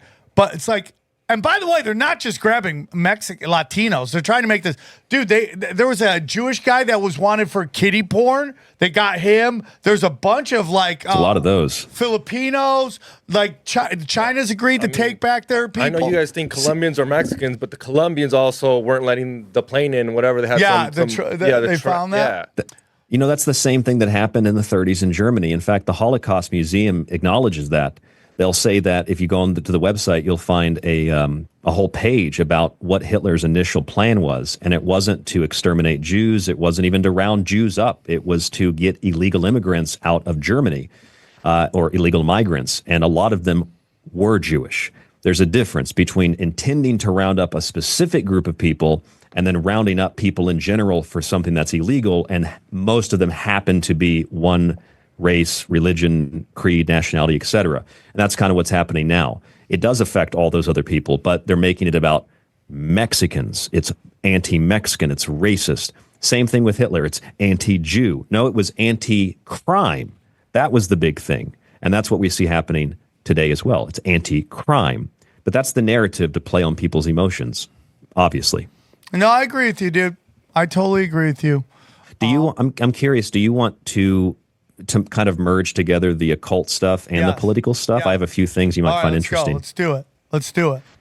Okay, so although she's not in the public consciousness probably anymore and never will be again, before the election or right around the time Kamala Harris was selected to be the Democrat, I did a little bit of investigation just playing around with her name to see what her name meant. I was curious because of her supposedly Indian background. And I found that in Sanskrit, Kamala means pale red. And then her middle name is Devi. Devi is a Hindu goddess. Devi is the goddess of destruction. So she's the pale red goddess of destruction, which, considering the fact that when she came out in announcement of her candidacy, she wore the scarlet purple suit. That's the description given in the book of Revelation for the whore of Babylon, or the scarlet woman. She wore scarlet, red, purple, and her name means the pale red goddess of destruction. And you read things like that, and I actually have a photo of this. I could share it with you. It's unbelievable. I typed in on that radio show I did on the Secret Teachings, because I was looking for the exact verse to quote it. I typed in whore of Babylon verse to get the exact verse. You know what popped up? A news article for Kamala Harris as the whore of Babylon. And it was the New York Times, and it was about her stance on abortion. Well, check this out. Her main argument for her campaign was one of her main things, abortion. Well, the equivalent to Devi, in terms of her destructive qualities, or the red lady in the book of Revelation, chaos, destruction, death, the opposite of life, L-I-F, Ephil, reverse it, Ephil, L-I-V, to live, the opposite is evil, E-V-I-L, L-I-V-E. Well, or love too, L-O-V-E-V-O-L, evil, love. So that's the opposite, that's the reverse. That's what we call Satanism. It's the opposite of life. Well, the equivalent in the Jewish tradition, going back to the biblical story, is Lilith, or Lamashtu, the queen of night, who was the aborter of children. And get this, this is from an encyclopedia of mythology. Lilith wears around her neck a necklace which is rainbow colored.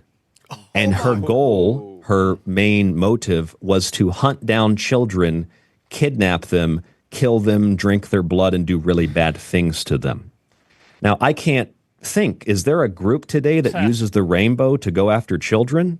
Like, I start thinking about things like this, and I'm thinking, okay, you got a red goddess of destruction, a queen of night. Her main goal is abortion. They wear the rainbow necklace. Like, that's really, really weird. And then, you look at the stuff with Donald Trump. I mentioned the MAGA and the Church of Satan, the fifth degree in the Church of Satan. But if you go to the Bible and you read the book of John, Exodus, Mark, I think Leviticus as well, it talks about the arrest of Jesus and how the servant of the high priest has their ear cut.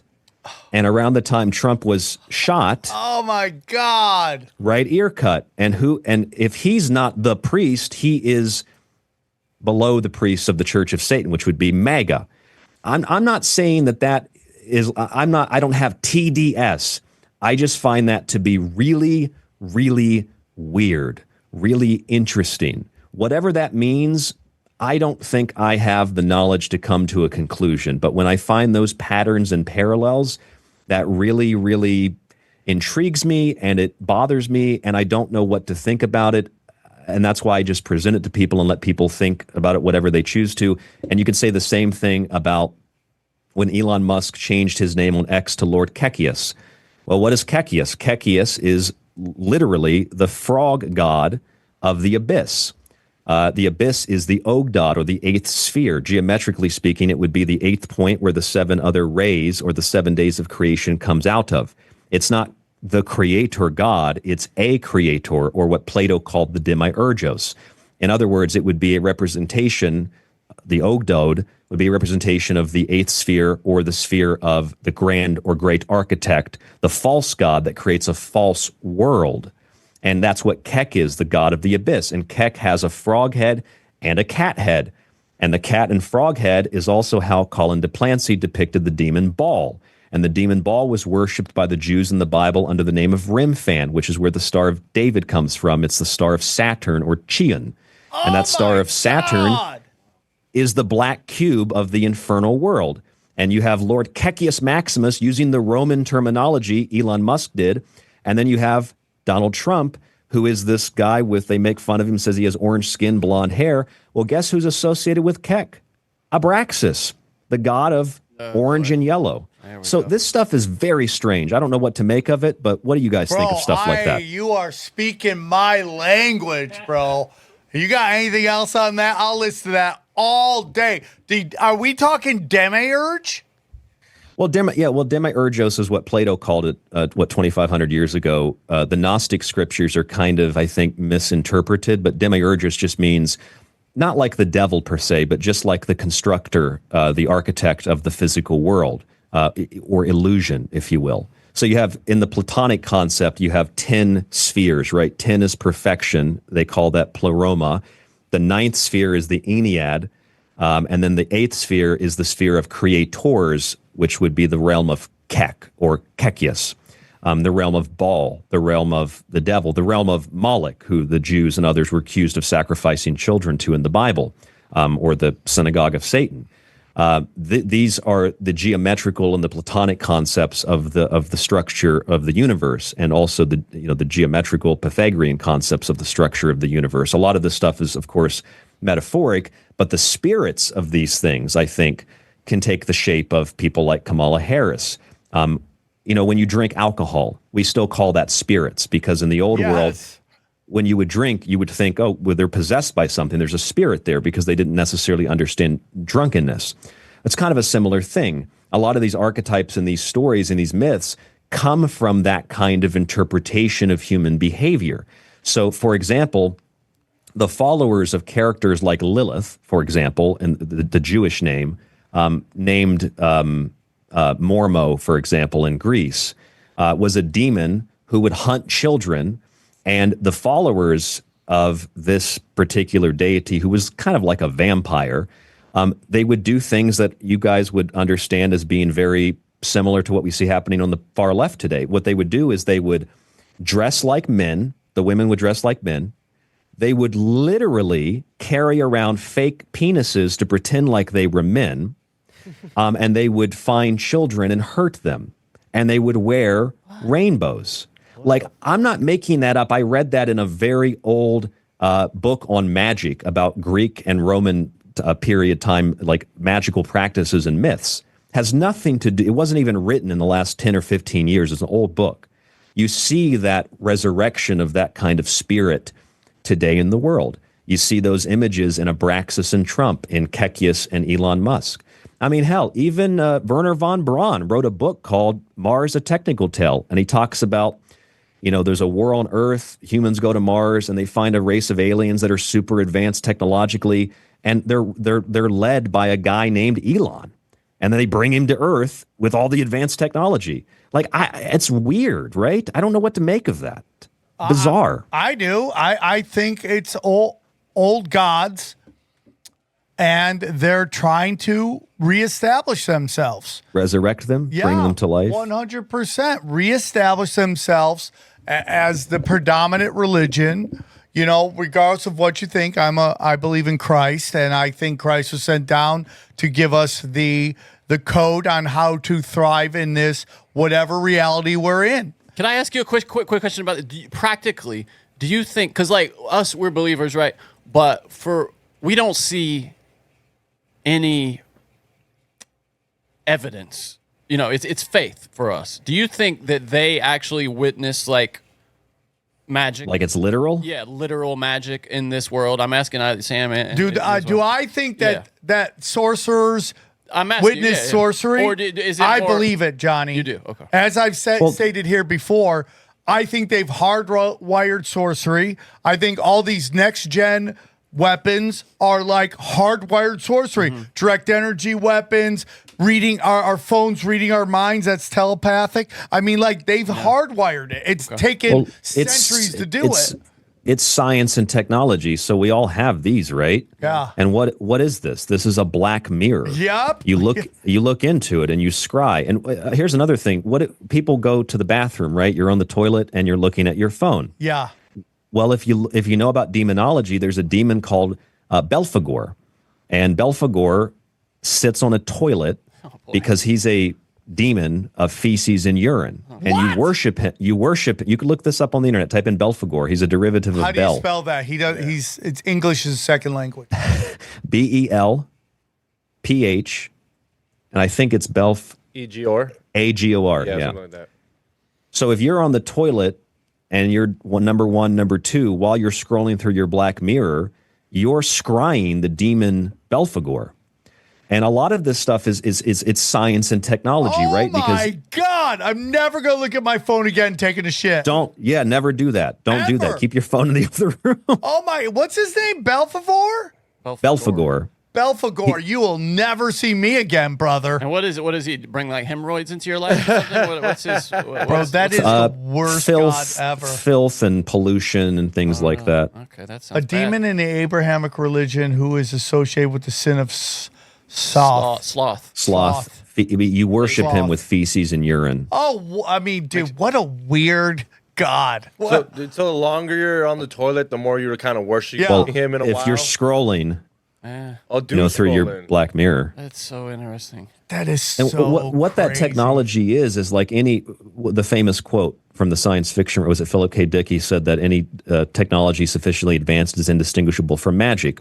Well, that's what the internet is, right? You can just tap on something, you're connected to this unseen world, and you have access to all this information.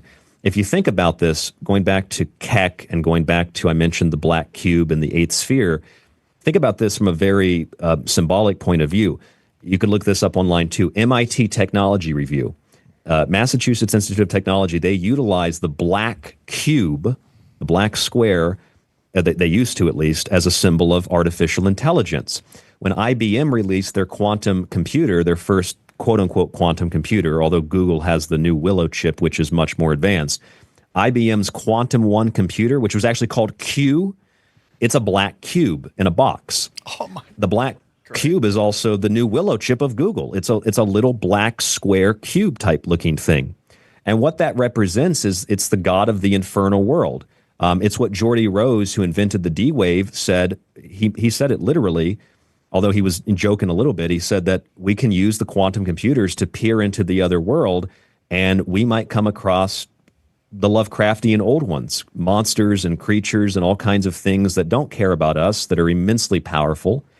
And maybe they're trying to tap into those kinds of things. I mean, if you look at, I think NBC News reported this, that if you look at what AI is really good at doing, AI is really good at doing one thing with pictures, recreating Cthulhu.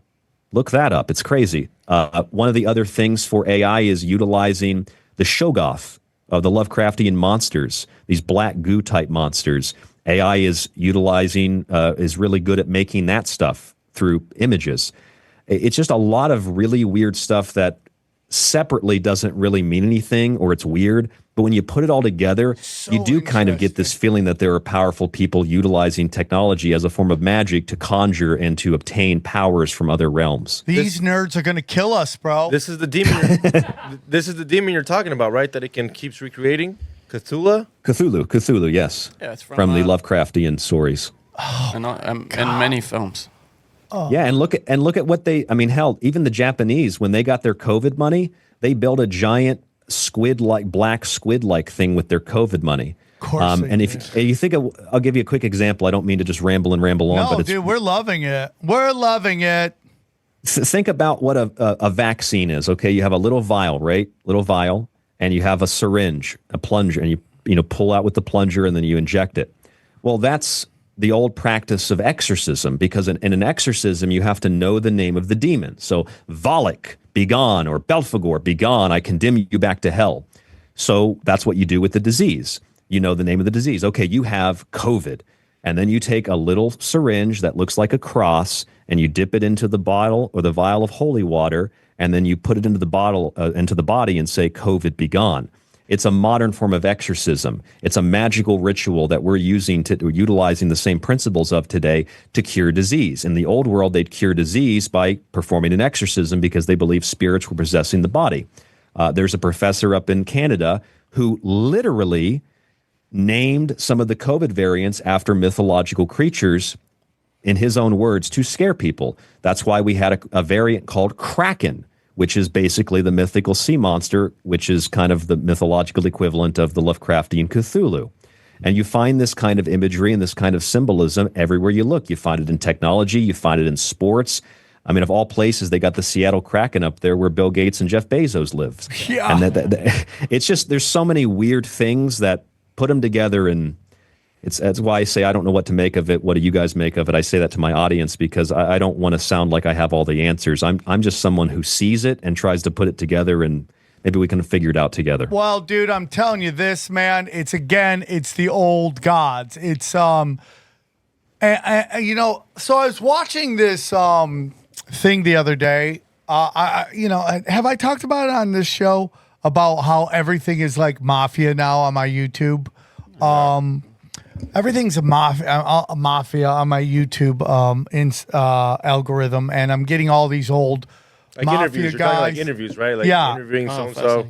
So they, there was a big one between this Michael, I forget what his last name is, and the Bull Gravano. They don't get along with each other. They both each think the other one's a rat, and they were talking about how you get made, right? And they were talking about how the mob would analyze you since you were a kid. They were always watching you. And they would actually send things your way to see how you would react to stuff.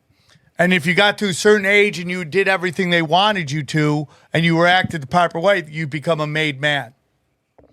Which is all Mike data. Francesa, right? Yeah, which is all data. Everything is data. Everything is data. So when we go, why are these people at Google or whatever creating these things that make this weird Lovecraftian creature? Why is it all black cube? Why is it all? Because they've been studying data forever. They've been studying data on all these nerd dorks in these advanced students classes where they pull you out, they put you with other advanced students, and they see who's the smartest, who's the most psychopath, who will conform the most, and whoever got the best score of all those gets pushed forward into and that's kind of how they do it. And who believes it, and who supports it, and who's going to follow orders, essentially. I mean, look at the in that light, look at the Stargate project. The Stargate project, which they already started building these computers under the Biden administration, Larry Ellison and Sam Altman, for example. These two guys who are also Israelis, and Ellison says that most of this technology is actually coming out of a place near Tel Aviv, not Silicon Valley. That's just the secondary spot for where the technology is coming from, which is Israel, in his own words, not my words. But Ellison and Altman, these guys run companies that they're going to be working with other companies. Listen to the names of these companies: OpenAI, Oracle, NVIDIA. Now, for most people, they might not think much of that, but what is the Oracle? The Oracle can see into the future, into the past. The Oracle knows everything, right? Yes. What is OpenAI? OpenAI, an eye, one eye, open an eye to watch you, right?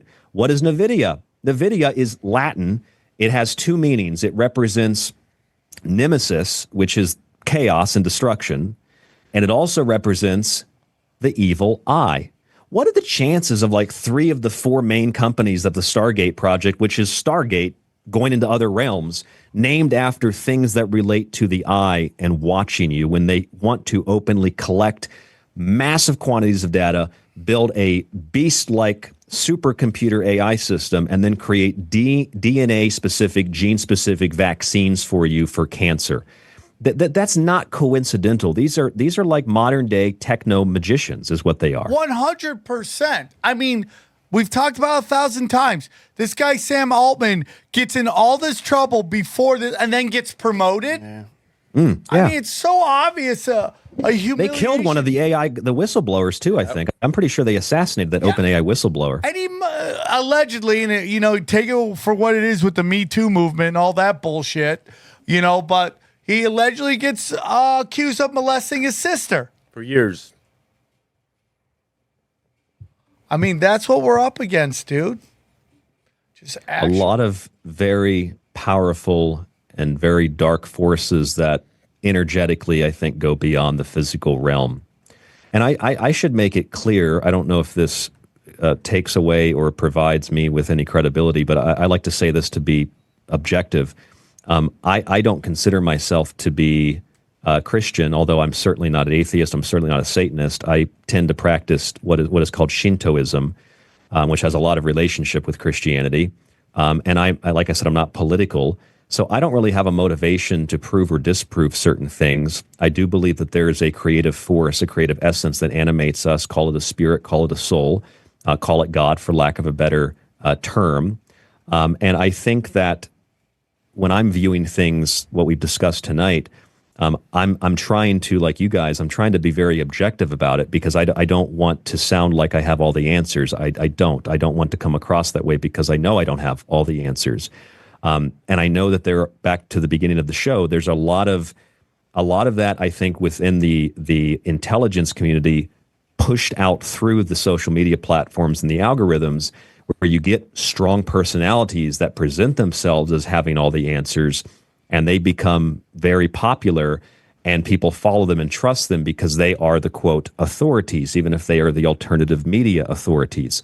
And I'm not saying all of that is corrupt. I'm just saying that I think we have to be very careful following personalities. We need to be very careful following even conspiracies. Objectivity is what I preach, and I want that to kind of be the theme of everything we've talked about tonight. Being objective, rather than saying, oh, there's no such thing as the symbolism and the occult stuff. It's like, no, there's very much a lot of that, but that doesn't mean that controls everything. And just because we talk about Democrats, obviously we talked about Republicans too. Objectivity, I think, is the key to understanding any of this stuff. I just wanted to make that very clear from my point of view. Well, I think you have to question everything all the time and not pick a side. I don't think, you pick God and that's it. That's it. I was like, are they working for God? Are they working against God? That's it. Creation or destruction, essentially, right? Yes. Live, L-I-V-E, to live, or the opposite of L-I-V-E, E-V-I-L. Which do you pick, living or evil? Whoa. That was fire, dude. I've never even thought about that. Evil life, too. Is the opposite of life. And life, L-I-F-E, E-F-I-L. Evil for live, ephil for life, and for love, L-O-V-E, evil for love. The opposite of all those things. Life, living, and love, the opposite is evil, evil, evil, evil. So the final thing I want to get into, I know we got limited time with you because of where you're at. Like, in a quick thing, thoughts of UFOs. What are your thoughts? I personally think they're either man-made, and when they're not man-made, they're demons. They're not from other universes or any of that stuff. It's so dumb how they want us to think about these things supposedly coming from a billion years away, and then our fighters come and they're like, pew, pew, pew, pew, pew, pew, pew, pew, pew, pew, pew, pew, pew. And then they shoot down this thing that can travel light years and crashes. Like, I don't buy into any of it. It's a tall task in less than 10 minutes or so here to describe it. But ufology was one of my first one of the first things I really fell in love with. And I've been to all kinds of UFO conferences. And I was friends with Jim Mars. Before he passed away, he wrote Alien Agenda, one of the better books written on UFOs. And my interpretation, I think, is certainly objective and middle of the road. UFOs obviously are unidentified flying objects, right? And these things have been seen in the skies since before flight and before we had a conception of flight. What they are can be described in a variety of different ways, because we can describe them as natural phenomenon. We could talk about ball lightning. We could talk about plasmas. We could also look at, in the 70s, the U.S. Department of Agriculture did a study on UFOs in Utah and found that they were actually insect swarms, which Chris Carter used that, I think, for an episode of The X-Files, where these swarms of insects fly through an electromagnetic field. The swarm is so big, you hear that buzzing like electricity. Wow. They tend to be in rural areas, so they hover over cars. They're attracted to light. So there's that angle to it, which is a small percentage. You change the name today to UAP, to drones. It confuses people. I think they're trying to rewrite the narrative. But ultimately, I think a lot of the UFO subject, if you think about it, it parallels, like Jacques Vallée points out, it parallels the fairy mythology from Europe. It also parallels, going back further, shamanic cults. The shaman gets taken into another world. The shaman is experimented on. The shaman comes back with knowledge of the universe and shares it with his people. The fairies would kidnap you. The fairies were usually little green people. The elves and the fairies in the lore usually were very technologically advanced. They came from space. Some books describe them as coming from space. And they were super technologically advanced. They were described as little green people. They would kidnap you. They would take you to other realms. Underneath of mountains, like military bases, we would say today. They would take you into the sky, like in ships, we say today. They would implant things in you. They would experiment on you. And then usually UFO abductees will come back with very similar messages. Take care of the planet and make sure that we don't blow ourselves up with nuclear weapons. Well, those are two things that humans have always been concerned about. So that's kind of coming from the human unconscious. We're consciously, subconsciously, and unconsciously concerned with nuclear weapons. We're also similarly concerned with, let's not destroy our planet. Let's not pollute our planet. So in other words, when you look at the gray alien, and even if you look at Aleister Crowley's summoning of the character Lamb, L-A-M, it looks like a little gray alien, they're very fetal. They're fetal-like. They're very infantile or fetal-like. And I think that's an unconscious projection of us in a lot of ways. And so we project ourselves outward. We project ourselves into the physical world. We project our fears. A lot of UFOs appear during times of war. And of course, during times of war, you have new technologies. Like during the 1930s, you had jet engines in Germany when everybody else was using more older technology, right? They were little propeller planes compared to the jet engines the Germans had. Way more advanced. You see that is an alien spaceship to later generations. We don't know what it was in the 30s, but we look back and we think, wow, those things they saw back then, those must have been aliens or something. It's like, no, it was war. Plus, war is hell. You're on the battlefield, super stressed. There's tons of UFOs over there in Ukraine where the fighting is, because you have intense psychic stressors, as Carl Jung called them, and that will lead to people seeing things that, one, aren't there, misidentifying things that are there, or hearing things and then projecting some image of what it might be, not to mention the advanced technology on top of that. And when you mix all that together, especially during times of war or during the Cold War, where we're afraid of nuclear weapons, we're afraid of Russia, and we're going to mutually destroy each other, and the aliens are here to tell us to not kill each other. And I think, again, that's a fetal projection of the unconscious mind, telling us to not kill each other, telling us to live in peace. And that's probably part of the reason that UFOs are typically seen around military installations. But a large percentage of them, Carl Jung even acknowledged that if it's just a psychic projection, that doesn't explain how some of these things appear on radar. There's clearly a physical component to it. There's something for the signals to bounce back off of. Whatever that is, we don't know. But we do know about things like placebo effect. We do know that humans, depending on their mindset, can influence the world around them. Maybe not manifesting a Porsche or manifesting a stack of money or gold bars, but we can manifest and create our reality. Our perception matters. And so we look at UFOs from a particular point of view, we tend to see what we want to see. The UFO community is filled with people that make up stories, people that are delusional, but it's also filled with really good researchers. Then you have the military, I mentioned at the beginning of the show, who infiltrated the UFO community to pump them full of nonsensical stories, which led to a lot of the modern-day UFO myths. So whatever it is, whether it connects with the fairy lore or it connects with the shamanic lore, it certainly does. Whether it's a psychic projection or whether you call it demons or it's something from somewhere else, there is something that I would call it a spiritual phenomenon, more so than even a physical thing, because when people interact with them, they have really usually positive experiences. But like with anything else, if you go into it with a bad perception, You'll have a bad experience, as Dr. Rick Strassman points out in the DMT spirit molecule book that he wrote after the studies he conducted. People that went into taking the DMT with a really bad point of view had a really bad interaction with those things that they saw. Interesting. That's so interesting. If you have a bad attitude, you're going to have a bad trip, right? Yeah. I've never done it, but that's what I've read.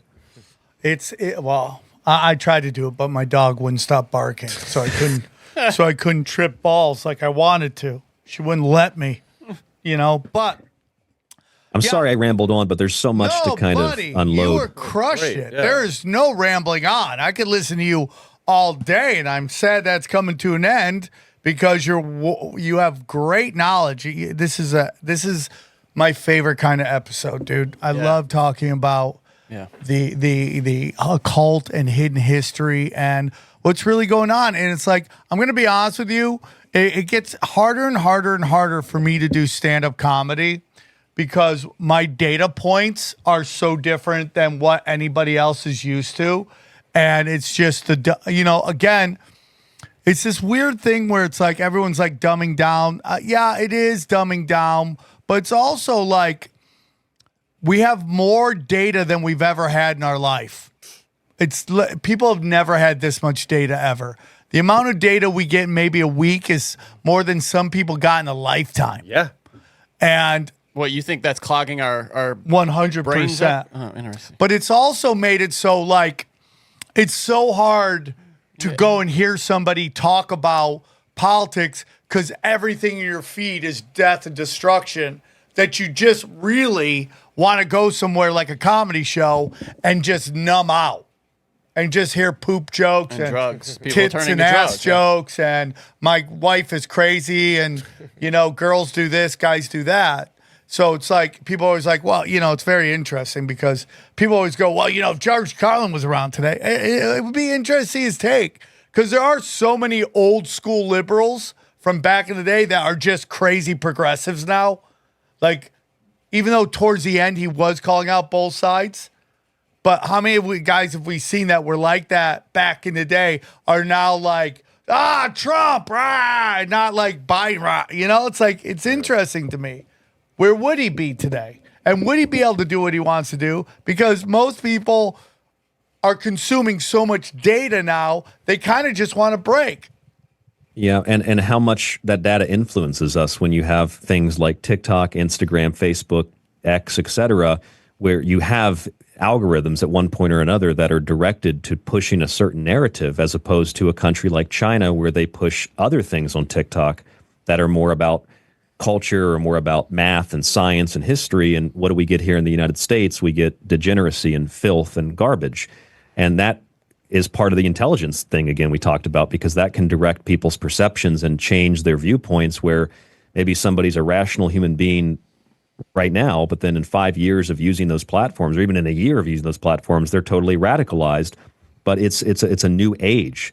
That information is yes, at our fingertips. I think it's almost too much for us to handle because we as individuals didn't really do anything to develop, nor do we understand this technology. It's just handed to us from birth. A generation or two handed this stuff, and it's super dangerous.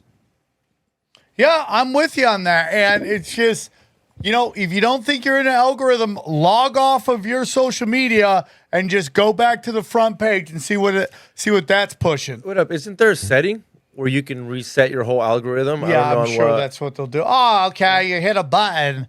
I guess we can't push this fucking voodoo magic on you. Damn it, bud! Why? Actually, it wouldn't surprise me at all because they kind of build those things in. They just hide them, so that they're plausible deniability. Yeah, well, that too, but yeah, also just they have no moral, what would you say, liability in that situation if you could get out of it and you choose not to. All right, well, we know you have a limited time and we're down to 2 minutes till you got to go. One more time, please tell us where we can find you. Ryan. Yeah, of course. My website is tstradio.info. It's a very basic website. And on the website, you can find the free archive. My show is Monday through Friday. There are ads in it, so I encourage people to sign up to the ad-free show. You get access to my show, my montages I make, all the digital copies of my books, the video archive and the document archive. I also have the books for sale, physical copies on the website. They're much cheaper than they are on other platforms. tstradio.info. The emails, the social media are there, Facebook and X. My email, I'll give it out, is rdgable@yahoo.com. rdgable@yahoo.com. I want to thank you guys for having me on. This was a very fun conversation. And I'll leave you with one other interesting point based on what you were just saying. I wonder if you guys knew this, but one of the co-founders of Netflix is actually a very close relative of Edward Bernays, the father of propaganda and modern public relations. And Netflix is just dark arts, dude. Just dark arts. Yes, sir. How do you know what to trust? You got to be objective and question everything, like you said. And I think people are rejecting it. And, you brought up a great thing, and we're going to end it here about the Super Bowl and them doing that all on purpose, because people have realized that hate clicks are still clicks. Hate views are still views. So people are leaning into that. We see that happening with comedy and all that stuff. People promoting it in a way that pisses people off, so they run over there and they just watch it with hate views. Any publicity is good publicity, right? Yep, that's what they're saying. All right, brother, we appreciate you, and let's go. Let's talk about the current events. Thank you so much, Ryan. We'll talk to you soon. Thank you. All right, let's get into the outro. You guys ready to rock? There we go. That's where you guys get it now. Johnny hates it, but we're in it to win it. Great episode. Thank you. We just rocked is what you should say. We just rocked. We just rock. That's there right. It was a great episode. Ryan Gable brought the heat. Really great episode. Johnny, let's get in some, by the way, one of my favorite episodes are Occult in History. Get into it. I want to get into some stuff. Have you guys seen Selena Gomez getting just murked right now for... yeah, I have it on Broken Sims list of stories right here. She's just getting crushed for crying. She deleted it really fast. I heard she posted it and took it off right off. What was the what do you think her logic was? Like, let me cry in front of the camera because you're not the fake cry. Well, I don't even know if it's. I think she's been through some trauma. Yeah, I think she's part of those like kid actors that just got shish kebabbed. Yeah. So I think that's a big age. She's been in Hollywood too long. You end up drifting into crazy when you're here for too long playing it make believe. If you're it's like Harrison Ford seems like really crazy to me, like. Because he's been playing make-believe for so long, you eventually start to lose your skull. Ricky Gervais calls it living your life like an open wound. And that's what these people have all, especially the ones her age and younger that grew up with social media, they live their life just everything out there, spilling it out. So, yeah. Yeah, I agree with that. And she's just gone crazy. She is from I guess her dad had left her, so she's a single mother. And then now she lives in this giant mansion. And she's crying about... people getting deported, but she's not crying about kids going missing or the crimes that some of these people commit. And, all her friends that got deported, all her really close I'm sure friends she had a ton of it. And it is tough because there are some people who came here trying to make a better life. Many, yeah. But there are some people pulling some shit. And what about the people who came here and, followed the instructions, tried to do it the right way, did the paperwork and all that, and waited years? You know what I'm saying? Like what? How are they supposed to feel? Yeah. How about this guy who's been here forever? And almost 3. Can't go on the road. Gotta stay home. I wonder, do you think we should even still talk about that? Like, are we putting him on the radar by talking about this? Why? Because then he might be deported? No. Yeah. I mean, dude. No. I don't know, bro. Maybe. If anyone's going to cash in on it, it's going to be Sam or Johnny. I'm not even talking about cashing in on it. I'm just thinking about, how much is it? How much do we get for reporting? Thinking about, you wouldn't talk about your taxes and stuff on here. Yeah, that's true. Okay, we'll stop talking about XG so you can stay. But what happens if they grab him? We got to go get his dog. No, what's going to happen is... the first thing I do is take your dog to get fixed. Yeah. Because I know you're trying to breed these things. I'm not trying to breed them. Filthy retard. No, I just don't think... he should be neutered. It takes down their energy levels. You've never neutered a dog before. It changes. I've neutered every dog I've had. You don't. Why? Because it changed. What if they neutered you? They'll run off, dude. Yeah, but they'll pee on everything. They'll hump everything, right? And it's just like, and then they get super aggressive with everybody. Right? So you have a pit bull? That's what he likes. I have a little English bulldog. Like it's bulldog. Yeah. Yeah. Super full cute. nuts. With full nuts. Just walking around the house, nutting all over the floors. Nutting all over the floors? Sometimes. I mean, he like He Sam nuts says. on the floor? Well, no, he starts humping You things. want to breed them? Is that No, what I it don't. is? I just really don't want to. I've had dogs before, and you neuter them, and they just become like all like they lose all their touch. So So you you're never- like you're you never done broing any it with breeding? them. Huh? You've never done any breeding with the dog? No, I don't Yeah, plan to. nobody's No. been like, hey, you want to breed that dog? They were doing that with my pug. They were like, so I got full balls. They're like, you want to breed them? I'm like, They'll steal them. They're more likely to be stolen if they're not Yeah. snipped, too. yeah. I mean, Yeah, I but- remember I was walking down during COVID. I was walking down. That was on Broken Sim, yeah. Yeah. Hollywood Safari. Sam Tripoli's Hollywood Safari. I miss that. I should go back and just walk around Hollywood. But Hollywood Boulevard is so dead now. It's so dead. It's just empty. Yeah, it's been spiritually dead. Now it's actually just Yeah, dead, it's just crazy to me how it's Do just. you think it could ever come back? Even like Yeah, I mean, eventually, but Hollywood has to re-find itself. It's so fucking lost right now. It's so lost, and it just it can't. I like when you nominate when the country has basically gone. We're done with this trans stuff. Live your life. Just leave us alone. And then you nominate a trans for a woman actress of the for actress of the year in a movie that everyone is panning it. Nobody likes it. Yeah. It's like, what are we doing here? It's just trying to annoy you for the sake of trying to annoy you. Yeah, well, I don't know. It just tells you what Hollywood really is. Yeah, I'm with you. It's crazy. What other stories are there? Johnny, you have to be happy with Trump cleaning up North Carolina like no one ever seen before. I know many people who are very happy about it. Yeah, personally affected. Who, I said this on Cash Daddies, and I'll say it again. It begs the question: what the fuck were they doing previous to Trump being in office? You know, why weren't they doing these things already? Is it weird? I mean, like, you know, I understand that, like, there's a lot of, like, I don't want to call them black pill because I think that's becoming offensive now to people. Like, there's this real movement on the internet now to kind of discredit Whitney Webb, which I think is they're going incredibly hard on that. dangerous to do because she will bum you out, though, brother. But I mean, yeah, if you, she can.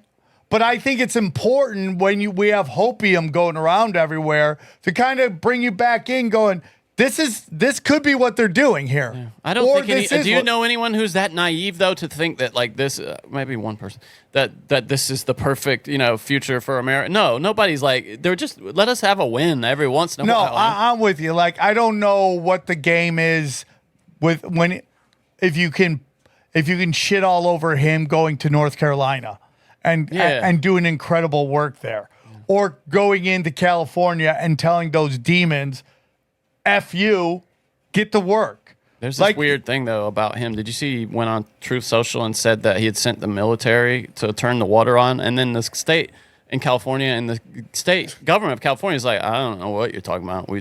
They were doing some maintenance on some federal pipes for like 3 days, and they just turned them back on. The Army's not here. It's very strange. I don't know if that... Well, the Army is here. Well, no, but they said because we see them stopping people from going to their houses. We've seen videos of this that. thing that everybody in the states denying it in the state government. Yeah, but you know what? I wouldn't doubt if eventually it comes out he's telling the truth. How many times have we seen that where there's been this giant like? It's strange though, right? You won't deny it. It's like, what is happening that they would lie about that? Why would they? I mean, dude, Gavin Newsom straight up got caught lying. But we're going to find out. I mean, if the Army's here, we're going to know about it. 100%, Johnny. I'm telling you. Again, I'm anti that. That's not good when the U.S. military is on the ground on American soil. No, I don't. Yeah, right? I didn't like it when it was. But it's like Gavin Newsom is getting caught lying left and right. Someone put out that Gavin Newsom had relaxed zoning laws in certain areas of the country, and he literally tweeted, "This is a bold-faced lie." And now all these news agencies are reporting about how Altalima, or what's it called? Altadena is now gone from single-family zoning to multi-family units. Yep.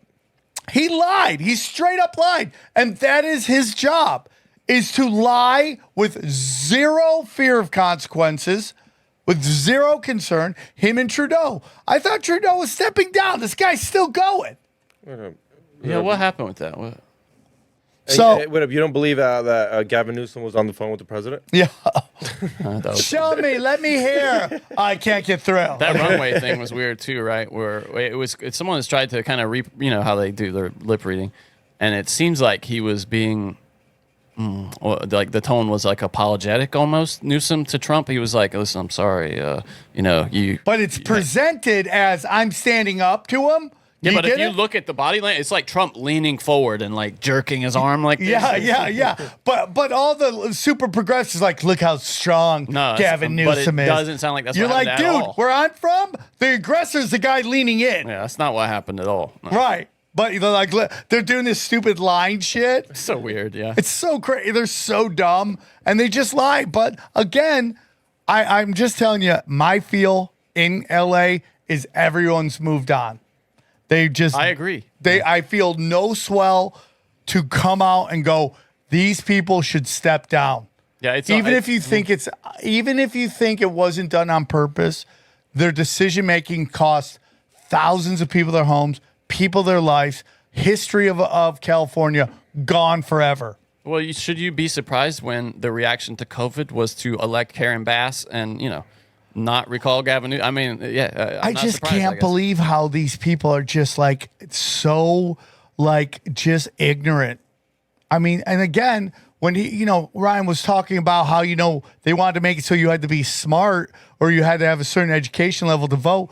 I have zero faith in that. I have zero faith in that. That's just the elites running everything. The college kids having any sense of reality. It would have been like landed elites, basically people who own land. Yeah, But how would you even? Would there be a test before you vote? I think you had to have land. I believe was like a certain. No. But what he's talking about, like, would there be a test before you get to vote? Yeah, probably. Like But it's like most people can't predict. They you see these people on the streets. It's not just like dumb young kids going, name 5 states. They're like, name the countries that border America. I'm not talking even that. It's like people straight up lying about what is going on in this country to fit their narrative. It's like I saw the street man on the street video where he's interviewing this woman, and she was talking about how like Trump has Mein Kampf in his book collection. He's read it. He's and this is just some dumb Jewish fantasy this chick had where she was just making up stories about Hitler and Trump. And the guy who's the most pro-Israel president. I mean, what are we talking about? And here? it's just like because we don't even know if there ever is a true reality or a true truth, right? Yes, consensus reality. What there was we were told stuff that we later on found out was a lie. So that wasn't even true. What are you talking But we about all here? agreed on it. Let's say Gulf of Tonkin, right? Oh, okay. Yeah. We were told about the Gulf of Tonkin. The nation bought into the Gulf of Tonkin. You would say that was the truth. But then later on, we found out that's a lie. So that wasn't the truth. COVID. Yeah. So it's just, is there a truth, Johnny? I don't know. Well, I mean, then you start straying into moral relativism. Is there good and evil also? And I certainly believe there are such a thing as good and evil. So. Hey, to line up gotta the be mood. careful. Hey, to line up the mood. Are you like everybody else that's quitting football after this last couple games? Where Great like question. It's rigged, Great blah, question. blah, blah. I mean, I am going to be honest with you. If I don't see the Super Bowl, I'm not going to cry. I mean, people are really pissed. Like, I saw it. How bad is it? Like, as a guy who doesn't watch football all the time, are those noticeable calls? I see them. 100%. They freeze it where the ref is looking right at it, and this blocker is straight up holding a Bills defender.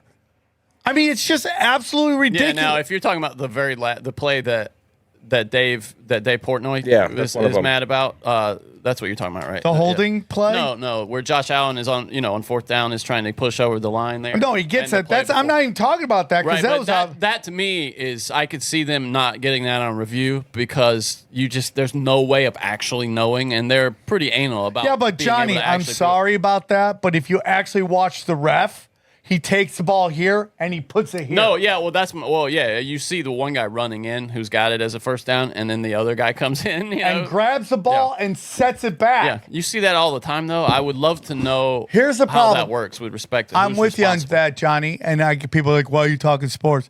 It's a conspiracy, okay? But here's the thing. It once you get away from meritocracy, people start to lose interest. And if you're forcing a narrative, okay, and the NFL thinks they're king, and they are right now, but I've said on every fucking show I've been on, there's too many options now for you to think that you can do whatever the fuck you want and people aren't going to listen. I mean, take a look at this show. This show's 8 years old.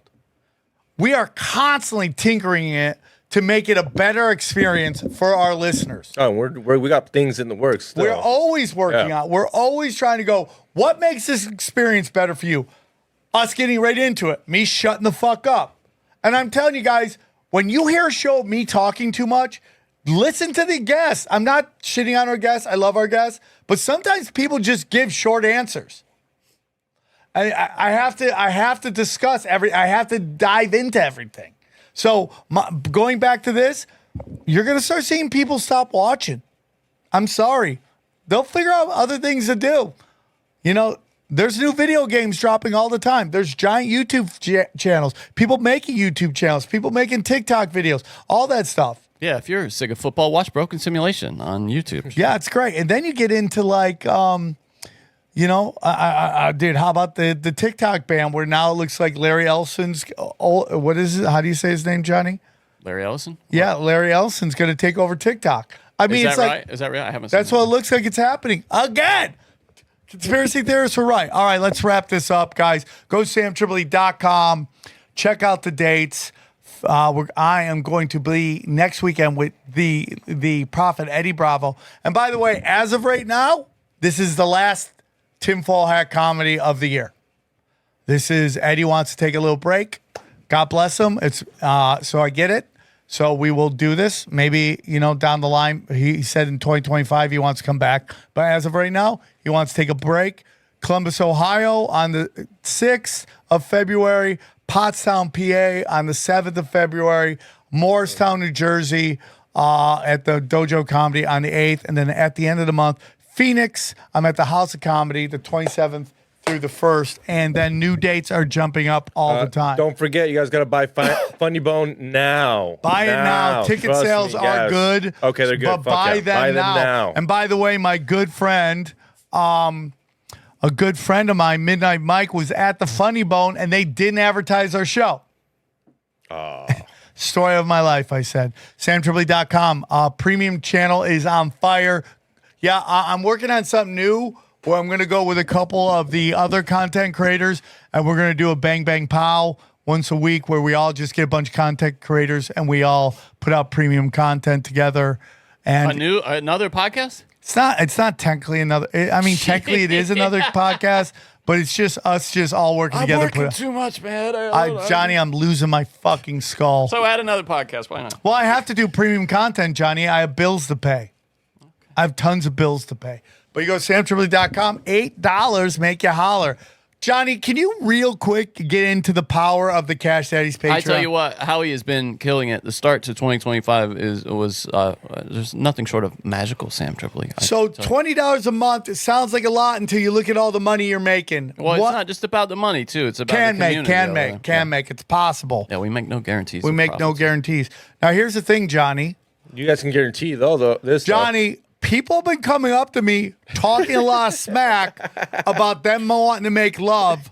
So I am almost ready, okay, you make with to do a tournament. There's a way to guarantee this happens, by the way. You join the Patreon $1,000, and it happens. Okay, but we're giving out scholarships. Yeah, well, it's a sliding scale based on how hot the woman is. The guy, irrelevant. It's not even about how. It is absolutely not to me, dude. I made love. I made some great love to a lot of sevens. Sam likes the chemistry between the couples. Yes, that's what Sam's going for. That's the most important. Couldn't care less about it, dude.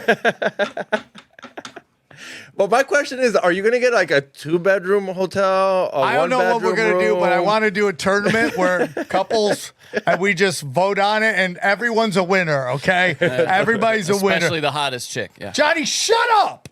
Okay? She definitely wins. For everybody. We love everybody. You're gonna make the 6s and the 7s not want to do this. Yeah, Johnny, you've just limited the amount of people. Yeah, to like 8s and 9s and 10s. Go to samtripoli.com. I don't even want to hear what Johnny has to say. It's to join the Patreon. Go to my T-shirts, dude. Grab my go up. Comedy. The Chaos Twins are in full effect.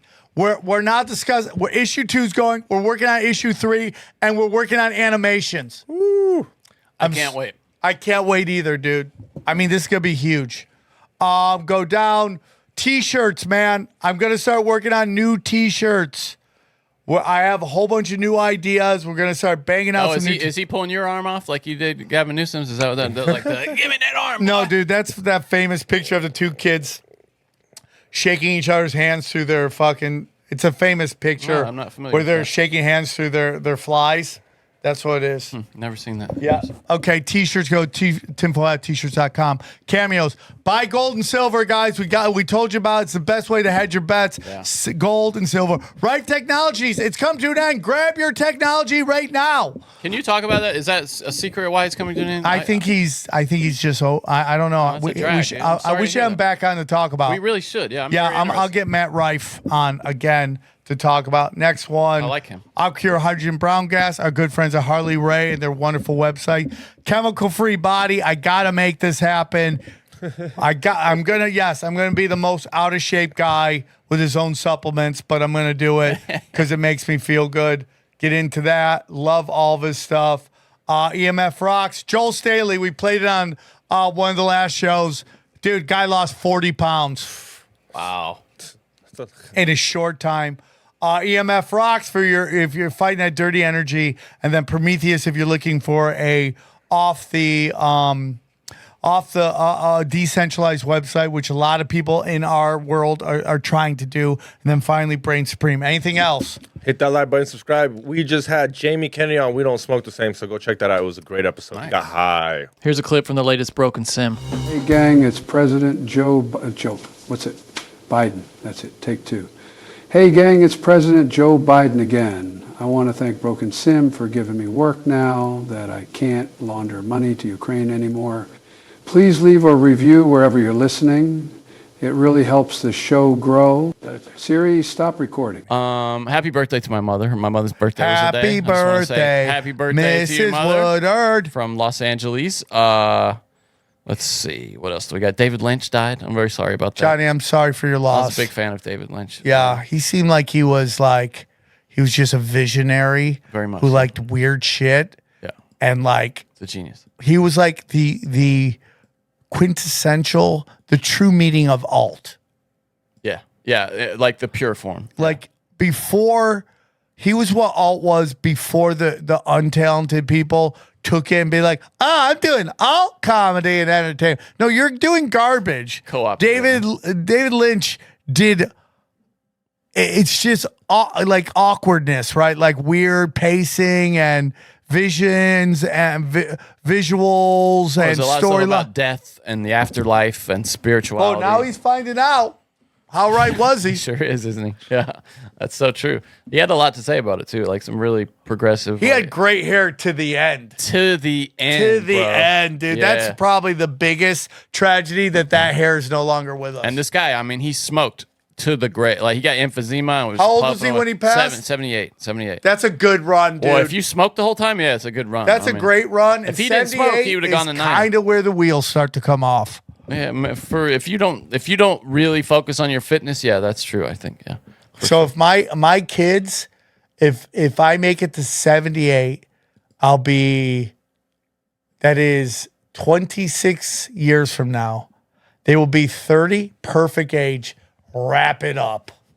You'll want more. If you're feeling okay in your body, you'll want more. Nah, I just want to make sure I'm not a financial burden and they don't have to clean my butt. Either those Right, things. but I'm saying if you feel good in your body at that age, nobody's well, having I'm to help you stretching get all the around. time, Johnny. You would want more time though, surely. Wrap it up. That's curious to me. I just don't. Johnny, literally wrap it up. Have you seen Oh, this yeah. clip? This has been going around. I'm wondering. I have a couple of questions. Do you think it's real? For one, we're showing. Okay, so there's this rapper. His name is oh hell, what is it? 2 something. I don't know. Nobody lists it here. He's on something called Mike D, a podcast, and yeah, here, check this out. He his pistol goes off in his pants while he's got his hand down into his pocket. Do I think it's real? Who shot who? Come on, Lo. Somebody got shot? Lo, you good, Lo? I hope. Y'all good? He's got a Glock. He's got a Glock in his pocket. This is Unk on Unk, it says, with Mike D. Now, this guy's reaction is what I have a question about. He goes, he doesn't even flinch. He goes, who got shot? Like, what? Who shot who? Oh, who shot who? Somebody got shot? Lo, you good, Lo? Somebody got shot? I hope. Y'all good? Damn, Brody. Yeah, but there's no blood either. Good. No, if you watch that, it blew a hole in his pants. You can see it. Watch. Right, but like nothing? No, but I mean, look, see right there? Watch. See it? Do you think he did that on purpose? If he did, he's an idiot because it could ricochet, just fly, ping around the room and kill the dog or kill this guy. I mean, it's a weird angle. Who shot who? Come on, Lo. Somebody got shot? Lo, you good, Lo? I hope. Y'all good? Now, if I'm not mistaken, I don't have Glocks, so I think the safety on a Glock is like it kind of part. It's a trigger safety, you know. So if you pull the trigger, on the striker fire pistol, it's gonna fire. Oh God! Good. It's so funny, dude. Remember when Plexico Burris like shot his dick off or whatever? This is it. Hey, hold on the dirty third one-on-one with Mike D. I thought my nigga shot me. Everybody good? Damn, everybody good? I hope. I know. I heard everybody say that. You know what Hey, they you say? ain't. Oh, this is by far like that's what we're up against. People like I'll shoot myself for views. Yeah, that's what I wonder. Because Dennis made a joke. He was like, "And now a word from Better Health." You know, it's like the guy just goes right on with the show doing ads. Unbelievable. Isn't that weird? Yeah, that is weird. Did you buy it? Do you think it's real? I don't know. I mean, he would have had to fire a blank. Or yeah, something but for that fire to come out of it's his crazy pants to me that nothing happens to his leg. Yeah, I mean, I think he got probably burned down there, powder burn or something. We'll see, dude. But we won't see. No, he's not. That guy's embarrassed. If that really happened, he should be humiliated. And we'll never hear anything Respect. else about it. Greenland's prime minister has hinted at, quote, U.S. involvement. They're wanting to distance themselves from Denmark. It says they don't want to be a part of the United States, but they will always be a strong partner, he says. Dude, this is all part of the North American alliance, dude. This is what they want, union. 100%. They're slow rolling it out, just constantly incremental steps to get us more and more okay with this idea of all of us being one giant fucking country. Greenland's barely a country, though. I mean, it's like... Yeah, but dude, it's territory, and it's just a quadrant on these Club of Rome's map. And if this happens, they get rid of the Constitution. The American Constitution. Yes. Okay. The two most important laws in the world right now, in the world, are the First Amendment and the Second Amendment. Yeah. They're the two most important. Everything rides on that. Okay? Us talking truth gets to the rest of the world. Now, have you seen this new thing about the getting rid of TikTok so everyone's running over to read something? No, I haven't. Have you seen this? Look it up. TikTok users going to Chinese app. Dude, this is a giant psyop. The Chinese are fucking with everybody. Red Note. Red Note. Yeah. So everyone's running over the Red Note, and all these Chinese are just telling them how good it is to be in China. Now, I have been to China. It's great. Okay? But there is some shit. Depends where you are, from what I hear. If you're in the cities, it's just like anywhere else. But outside the cities, it can be rough. Yeah, I mean, but dude, it's like they can come take your business at any moment, and there's nothing you can do about it. It's crazy. Right? Right? It is crazy. The Chinese, and then they send people to your comedy shows to make sure you're not talking shit. It happens all the time. Right? And this social credit score, it's like, go fuck yourself.